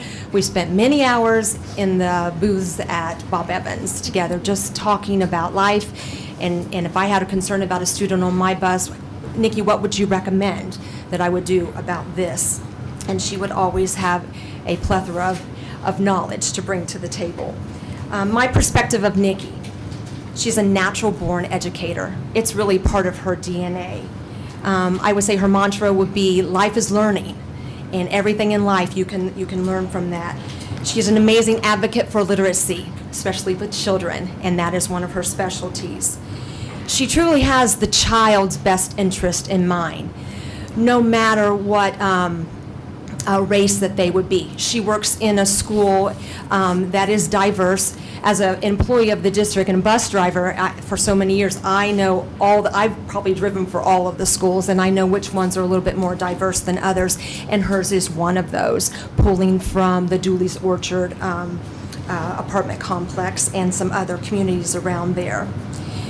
One thing that I love about Nikki is that she can see the best in a child, whether they're acting up or whatever. She can see past that, and she can see the best, and she will do whatever she can to pull that out. I've seen her work with my own children. I have 6 children that have gone to Olentangy schools all these years that we have lived here, and I would entrust her fully with my kids. I'm one of the ones who gave her a recommendation letter when she came from Elgin schools, and I said if I had to pick a teacher for my children, I definitely would pick Nikki. I do have a concern as an employee in the district that I sure do hope that Nikki's situation, and I hope that none others come up, but that she is not being used as an example. I know that in recent days, Olentangy has been in the media for things that we never would have expected, but please do not use this one incident as an opportunity to avoid the media. I know no one wants the media attention. We're an amazing school district, and we should be proud of that. We've taken some hits this year. Please don't let this be another hit on the district. I do have a concern. You said that Mr. White, one of the board members, he's only attended, I believe, if I heard you right, 3 out of 12 of the board meetings. And I feel, it's just of my opinion, that this is a gross negligence of duty, and yet this board and committee has done nothing about it, to my knowledge.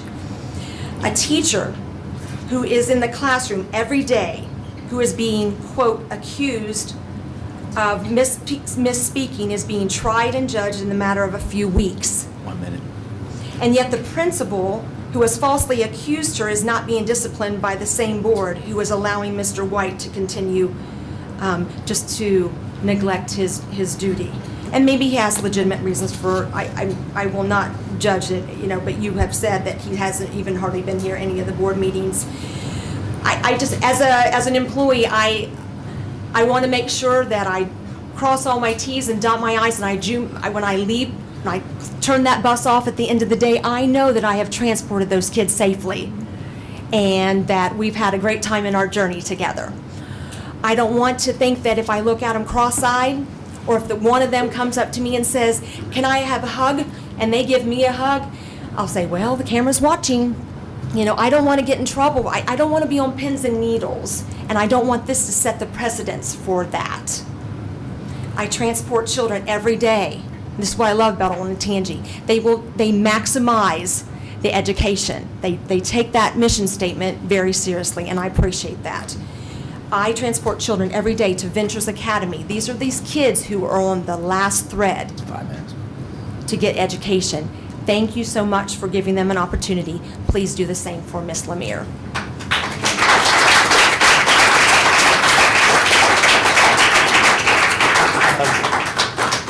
I do want to make a clarifying statement regarding Mr. White's attendance. Only the taxpayers can remove a board member.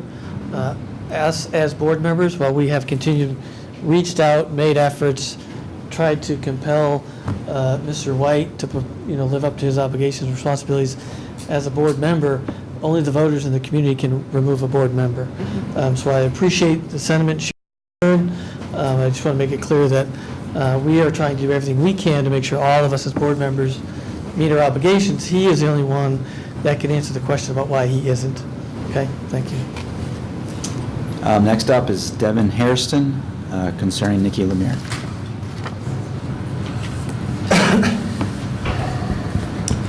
My name is Devin Hairston. I currently reside at 1116 Bay Ridge Drive, Lewis Center. As Nikki is a very dear friend, and she is was my daughter's reading teacher at Glen Oak. I knew her before she, my fifth grader, became a fifth grader. And I used to reside in Dooley's Orchard.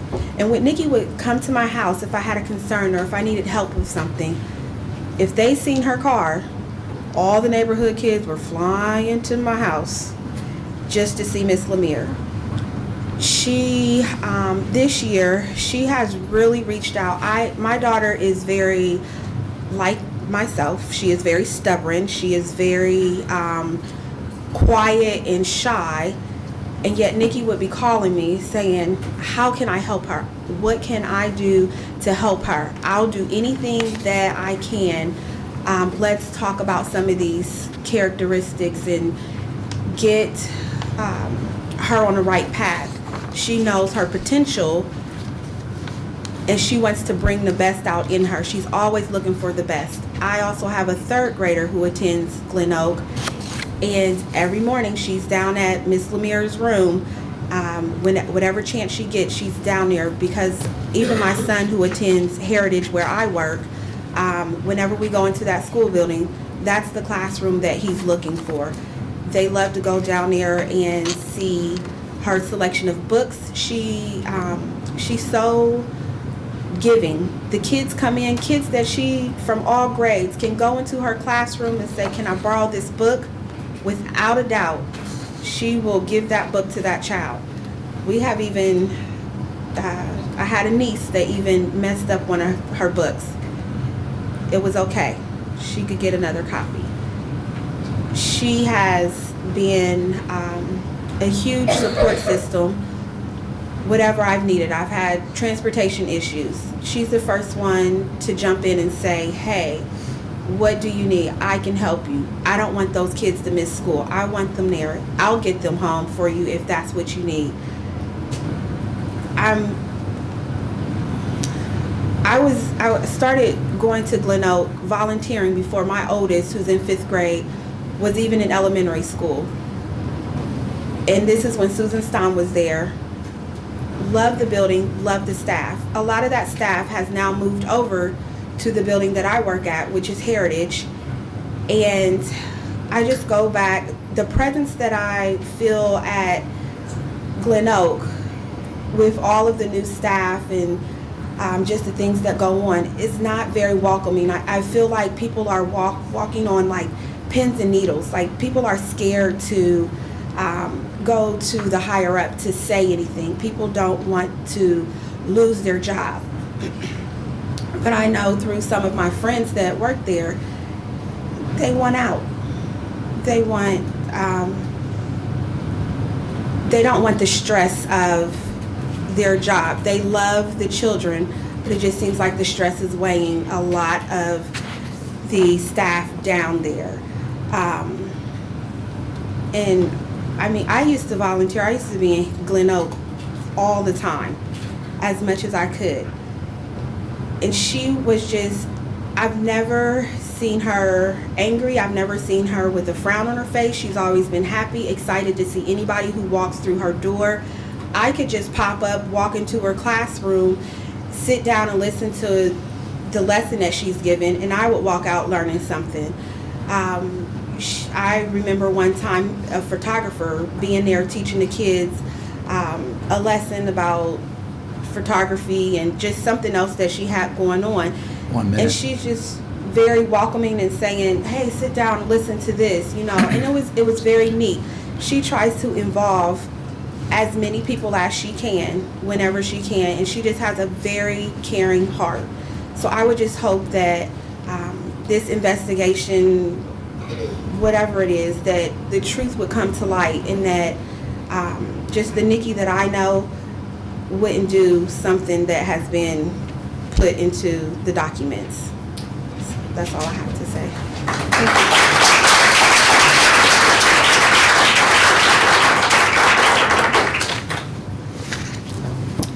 The Post family, Miss Lemire. If you guys don't mind, I'd like to shake each and one of your hands. If you don't mind. I'm Ashley. Hello.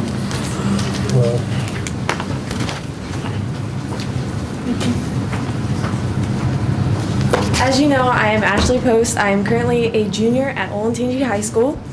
I had Miss Lemire when I was in 5th grade, and so she means the world to me.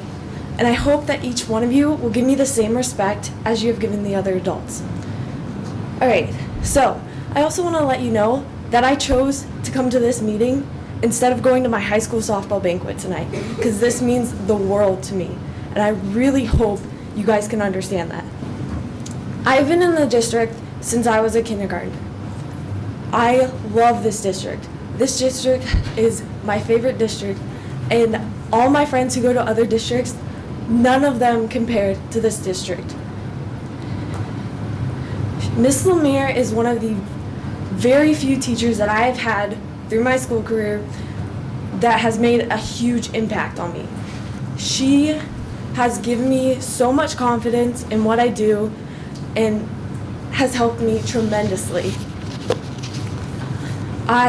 She has made me become a better student. I currently hold above a 4.0 GPA. I've held that throughout the entire high school career.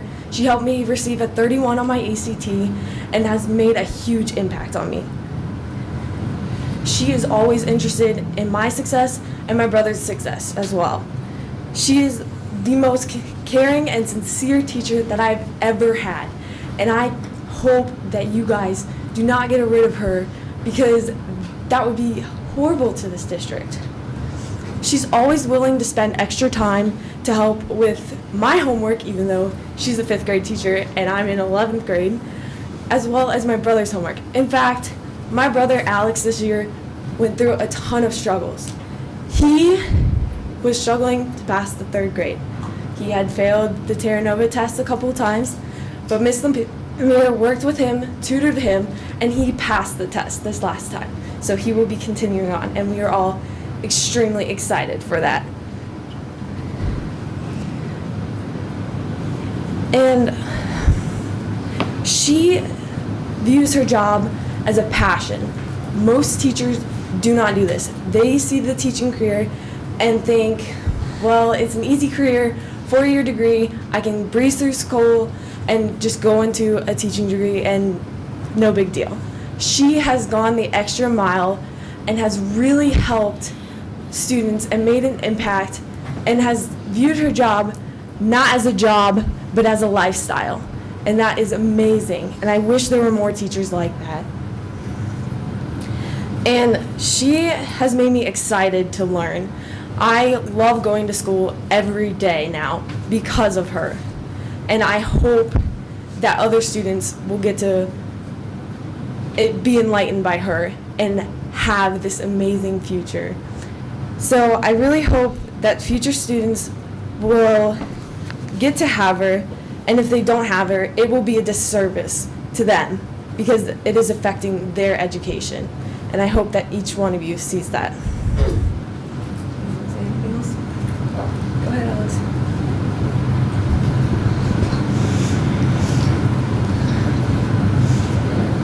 My name is Alex. I'm in 3rd grade. I had Miss Lemire for tutoring, and as my sister said, I really had struggled really bad, and she helped me so much. If she leaves, she's affecting me, Ashley, and our family.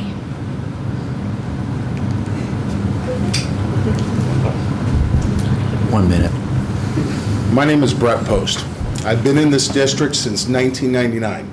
All right, I've watched Olentangy grow to what it is, and I have to encourage this board to look around. You post signs in this room that talk about excellent and distinction. I have to tell you, Mrs. Lemire is definitely one of your assets. If you make the mistake of letting this asset go, this great teacher, this leader, you're making a huge, huge mistake and a disservice to this Olentangy district. You really have to reconsider your positions. Thank you. Thank you.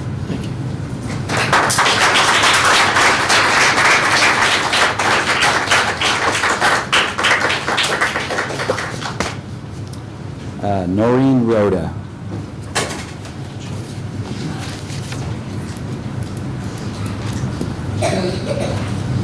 Hi, my name is Noreen Rhoda. I live at 158 Roswell Place in Powell, Ohio. Next week, I will finish my 25th year in education, 22 of those years at Olentangy. And I'm telling you this because I have seen a lot of teachers come and go. I've seen teachers in the hall, and I've never seen anyone like Mrs. Lemire. I'm here to support her tonight. I've known Nikki for 6 years. We do the buddy program. And so for 6 years, Nikki's been coming to my room. We do a morning, afternoon session. I've seen her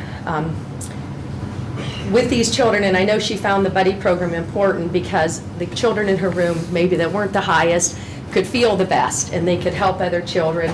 They helped bridge us with Glen Oak. Our kids would see them in the hall and feel part of things. In 6 years, I have never seen Nikki not treat a student with respect. She's always positive, calm, in control of her class. She puts her students first and does what is best for them. As a parent myself, Nikki is the type of teacher I would want my children to have. I feel it would be a tremendous loss to Olentangy if he would let Nikki Lemire go. She's a wonderful person. I know her as a friend, and I know her as a teacher. So I really would like you to reconsider the position. It would really be a loss to the district. Thank you. Thank you.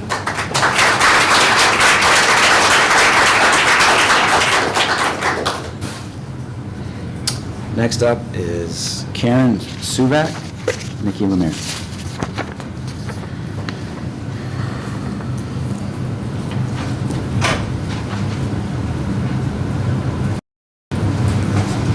Hi, my name is Karen Subak. I live at 12721 Woodtown Road in Galena, Ohio. We're rivals of Olentangy. Anyway, I just wanted to come before you tonight on behalf of my good friend Nikki, and I have known Nikki for 15 plus years and have found her to be a very trustworthy, kind-hearted, free-spirited, loving person. I have witnessed Nikki's interaction with children at our church we attended together, my own children and children of family members, and have always admired the energy and enthusiasm she displays teaching young children. I am sure this same energy and enthusiasm is also displayed in her classroom. I was a school bus driver for several years. I know the challenges drivers, teachers are faced with on a daily basis, interacting with students and sometimes with the parents. I sincerely enjoy the years I spent transporting students, but I also realize the public and political pressures teachers and school bus drivers are under, and I'm thankful I chose a different profession. I know Nikki cares deeply for her students and always has their best interest at heart, which is why the challenge she is faced with now is very disturbing to the people that appreciate and care for her. I ask you to consider whatever your decision may be, to be very carefully and do not dismiss a great teacher in the Olentangy School District. Thank you.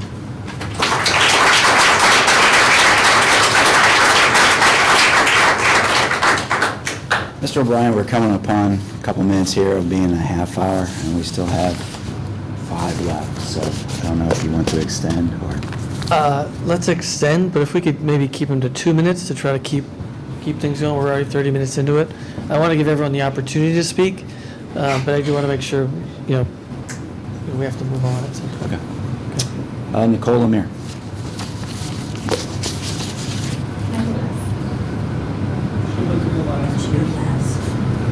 That's fine. That's fine. Okay. Let's go with Sarah and Jacob Bevins.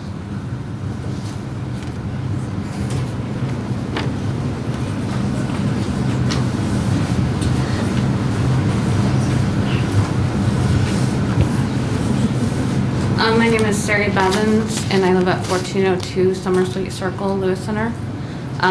We also live in the Glen Oak district and neighborhood. And you'll have to bear with me, I have a dislocated jaw, although not the best situation to speak.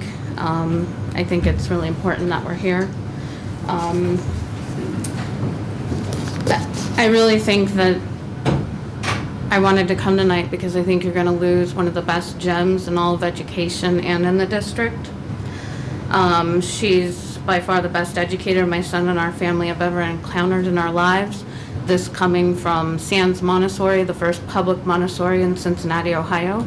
My son also attended Shell Stockwell Academy, the #1 William Glasser school in Michigan. And she is one of the reasons that we are still here after everything we've been through with the high school. And she was one of the reasons that we thought we made the right decisions moving here. We also found many great teachers at Shanahan Middle School to be terrific, but none has even come close to her. Sadly, upon our son entering high school, we found that everything we had hoped for would be crushed, and yet Mrs. Lemire once again came through for us. She uses her personal time after she's done with all of her classroom and district responsibilities to volunteer her time to be our son's proctor. After all of the upsetting things we've been through, we were forced to find University of Nebraska High School, and she proctors his tests so that he's still eligible for NCAA and Ivy League entrance exams. I have to ask myself why the district would even risk losing someone who dedicates their whole life to education, especially when many of the teachers at the high school level aren't even held accountable for what they actually teach or put into their classes. In our experience, this doesn't follow the standards we've experienced. 2 minutes. To be extreme, even given the experience with the high school teachers. Over a year ago, I brought the attention to Jacob's advisors and the OHS principals some very serious issues with a few high school teachers punishing my child for medically excused absences by lowering his grades, not giving him all the work that all the other students had received. And 5 minutes after the principal confronting the teachers, I got a very discerning, rude and threatening email from one of those teachers saying that, and nothing happened to her. She wasn't written up or anything else. I'm moving on right after this. And try to keep it to the specific agenda item, which is, Mrs. Lemire, please. What I'm saying, though, is it doesn't follow the standards. You can't do one thing because it didn't work or it doesn't matter at a different level. It should be district-wide. She is a wonderful person. She's touched every child that I've ever seen go through there. My son is extremely busy with school. He plays hockey out of Cleveland, all of these things, and the one thing he wants to volunteer is to help in her classroom. He helps with those kids, and he loves to see their faces light up like his used to when he saw her. There are lots of families that wish they could have been here tonight, and on their behalf, you would have had over 100 more families. It was just short notice, and they couldn't come. I just really think that the district needs to remember that in this day and age, that there are kids that take more time and patience. And I will tell you that she is one of the few that finds the good in all of them. Thank you.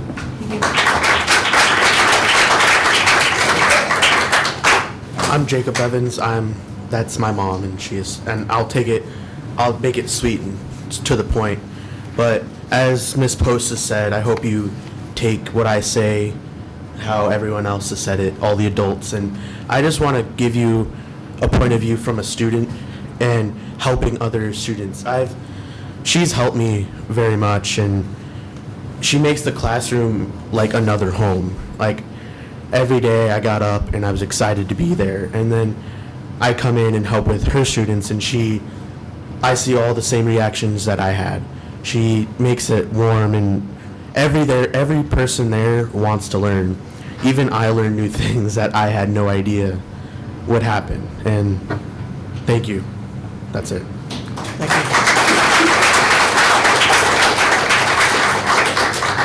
you. Megan Steyer, Mrs. Lemire.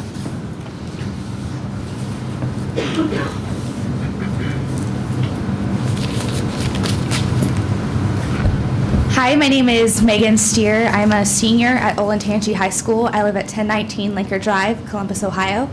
And I had Miss Lemire not only for 4th grade, but also for 5th grade. I had the opportunity to have her for 2 years. It was my first year at Glen Oak after coming from Oak Creek. And the way she's impacted my life, I could go on for hours, but I only have 2 minutes. I have gone back to see Miss Lemire now so many times. It's been 8 years. You know, I've known her for 8 years, and I go back to see her as often as I can. I am extremely busy as I'm involved in theater, choir, many other things, but I still find time to go visit a teacher that changed my entire life. And this year, as a senior, we were asked, who do we want to hand us our diplomas? That's kind of a big deal to a senior and to teachers. And I didn't think of any of our high school teachers, as amazing as they are. I didn't think of any of my middle school teachers. The very first person I thought of was Miss Lemire. She has made me who I am today. I was not only somebody who was bullied, but I was also a bully. She taught me right from wrong and how to be who I was and who I am today. And if you got rid of Miss Lemire, everything that Olentangy says they stand for, you'd be throwing it out the door. And I don't think that's something you want on your shoulders, as she doesn't want this on hers. So I would ask you to just reconsider what you're considering and understand that it's not just impacting her students now, it's impacting her students she had 8 years ago. Thank you.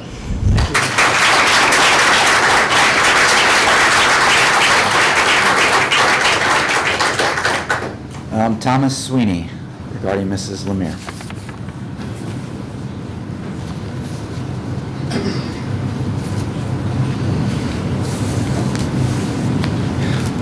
Good evening. My name is Thomas Sweeney. I live at 1569 Summer Sweet Circle, Lewis Center. I didn't prepare anything, but I just wanted to come here tonight because I want to speak from my heart. I'm a father of quintuplets. I have 4 girls and a boy who attend Olentangy schools and at Glen Oak. I loved school when I was growing up. I had a respect for teachers. For there were certain teachers that made a huge impact on my life, and I remember them to this day. You know, the things that they encouraged me to become, and my children, I have just really they have really progressed since they have been with Miss Lemire. She takes the time to spend with them. It's important as an instructor to take that extra time to care for the children. You know, you have to cut away all of the noise and just focus on that one child. When you come into the school, they often have the parents fill out the forms that say what your personality is for each of your children. Miss Lemire could fill that out for my children because she knows them all. They're individual. Each one of my quintuplets are individual people, and she knows them all personally. I know that she takes the time to stay after school to, print. She stayed after into the later hours printing off things that they needed for bibliography for one of their projects. She did that just for my kids, and I have seen the way children flock to her. I know that she's had an impact on them, and it would just not be good for her to be removed from the district. And there's so many future children that she will influence in a positive manner. Anything that she does, she is always motivated to improve the lives of the children. So I'm here tonight to support her. I know her as my child's teacher, so I just want to say, please look at the scope of her career. Look at all of the things that she's done, and don't focus on any one incident, and take into consideration that whatever thing that she was doing was, in her mind, to improve the situation that child was involved in, or whatever situation it was to better the child. And I just want you to look at her as an instructor. Look at her for what she has done. What she has done for all of those children, and hear all of the people that have come here tonight to support her, because there's a reason why there's so many, and we have to shorten the time, because she's a very great person, and I hope that you will consider keeping her in the district. Thank you.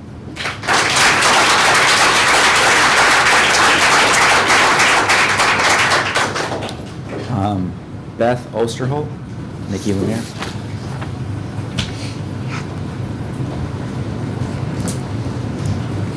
Hello, my name is Beth Osterhold, and I'm nervous. My address is 6582 Shady Lake Court in Lewis Center. And as you can see, I come here very unprepared, but I learned about this at 6:46 this evening, and I drove up here really fast to address. I want to support Mrs. Lemire because she supported my son. If everybody looks at the document, you will see where student A attacked a child. That would be my child. My child was walking to the bus, and he was tagged from behind and tackled to the ground. Was I ever contacted by the school about the situation? No, I was not. I am a volunteer. I am a chair for the VIP at our school, and I love our school. I actually was in there today, and I was crying because I have a 5th grader, and this is our last year here. But when a child is bullied, when a child is a bully and they're continually bullying somebody has to stand up for the other children. So I know that my son needed to be stood up for, and she stood up for him. She saw me a couple of days later in the hallway when I was volunteering, and I addressed with her the continuing bullying, especially at lunch. He could not have a calm lunch in his 25 minutes that he has because of the constant bullying, and asked for them to be separated.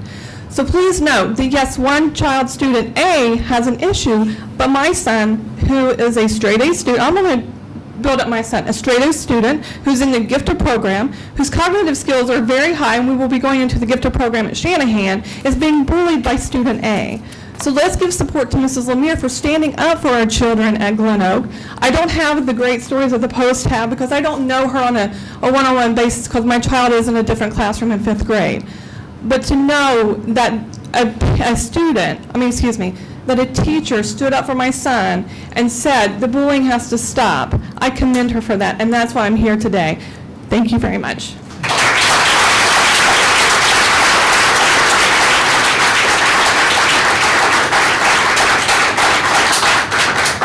Nicole Lemire.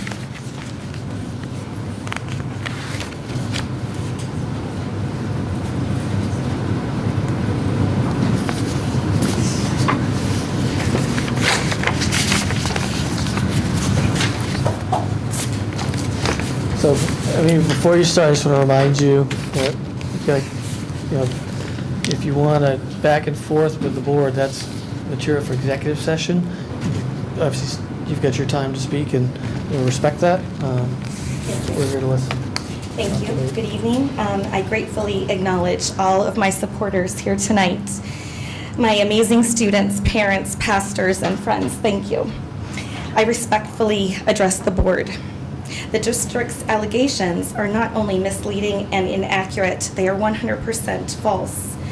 We are here today because of a bullying issue, not between students, but with a district principal and a district employee.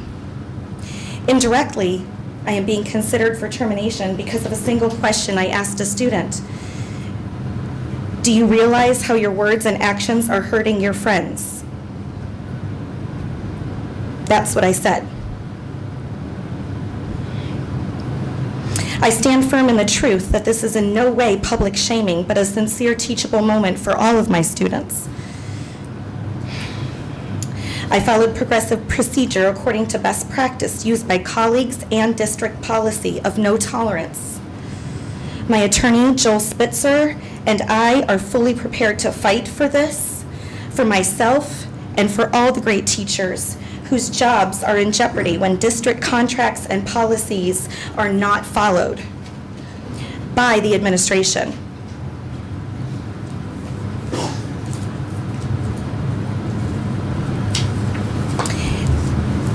I'd like to read my letter that I sent to the board this morning. I was recently informed of an intention to consider termination through written notice from Gail Marsh and Olentangy Local School District to be decided at today's board meeting. In this letter, Mr. Marsh stated that I admittedly engaged in the incidents described in paragraph 1. This is simply and clearly incorrect. In addition, there are numerous other concerning points.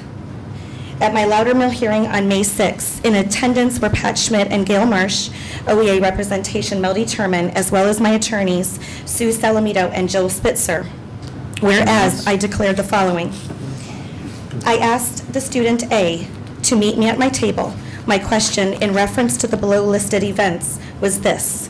Do you realize how much your words and actions are hurtful to your friends? This was a result of multiple students issuing individual complaints.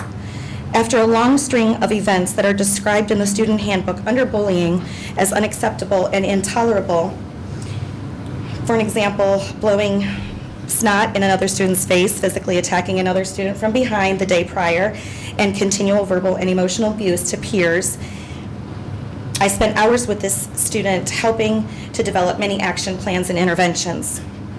Administration, guidance, colleagues, both prior years and specialists, were aware of the problems that student A caused. On that day, when yet another student crying issued a complaint, and I'm paraphrasing, if you were born in Detroit, then you're poor or stupid. I asked student A to join me at my teaching table where I was working with a small book group. As you can clearly see, whereas compared to the allegations listed in the letter are completely contrary to what was written and now publicly documented. And I may add falsely, which is clearly defamation of my character. The parent called. What they spoke to Pam Bridges about, I have no idea, but that clearly breaks contract. I offered to call the parent, but Pam Bridges said no. A week later, on Tuesday, April 21st, at 4:01 p.m., with no prior discussion with me, no request for representation, Jacqueline Roscoe asked to speak to me, walked in my room, shut the door behind me. She demanded me to gather my things, that she is placing me on paid administrative leave, and is escorting me off the premises. I asked for what? She vaguely referred to the above incident, but would not comment further due to it being an ongoing investigation. When I asked who was investigating me and how long, she had no answer, other than it was just an investigation. When I repeated the word just, she clarified that she may have used that word a little too lightly. She also informed me that my email access and swipe card were deactivated. She then looked me in the eye and she said, "Can you tell I've been rehearsing this?" I have adhered to her requests and demands. And for an additional information regarding the wide span of this principal's lack of professionalism, please refer to the current 360 evaluations. However, I'm very disturbed that your attorney and HR director clearly misrepresented my statement, which was inaccurate and misleading. As a veteran teacher in our building, and according to ODE and Battelle, I am listed with an above-average rating. Other data supports this also. I've been told many times that I pour my heart into parent and student relationships, and I have been an excellent employee and role model for my students. Clearly, this is devastating to my career and reputation. I thank you for your time and consideration in this matter. Thank you.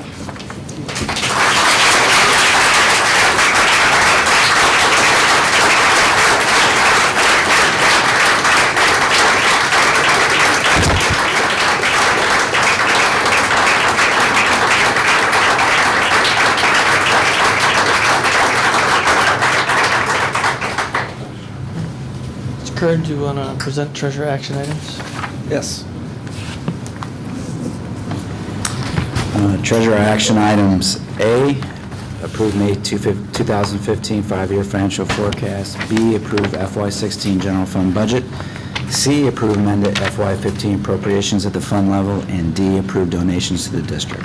I'll move. Seconded. Any discussion? Seeing none, please call the roll. Mr. King? Yes. Mr. Bartz? Yes. Mrs. Fiesel, Yes. Mr. O'Brien? Yes. Dr. Lucas, you want to present your action items? Asked to present superintendent action items A through F for approval, please, as amended. Can I pull out A13 for a separate vote? Do you want to do that one first or last? It doesn't matter. Okay, I'll present superintendent action items A1 through 12 and A14, and items B through F for approval, please. Okay. For those following along, it's everything but the termination provision. I'll move. Second. Any discussion? Mr. King? Yes. Mr. Bartz? Yes. Mrs. Fiesel, Yes. Mr. O'Brien? Yes. Present item 13. Asked to present superintendent action item A13 for approval, please. So moved. Seconded. Discussion? I just want to add, appreciate everyone's time tonight, coming in, expressing your concerns. We've got to act upon everything we've been presented with, both during public comment as well as executive session, as we consider our position on this issue. So with that, please call the roll. Mrs. Fiesel, No. Mr. Bartz? Yes. Mr. King, sorry. Yes. Mr. O'Brien? Yes. Okay, the action passes 3-1. Now entertain a motion to adjourn. So moved. Sure, Brian. Can I say something real quick? The termination provision was accepted 3-1. As a taxpayer and your boss, I guarantee I'm gonna fire every one of you.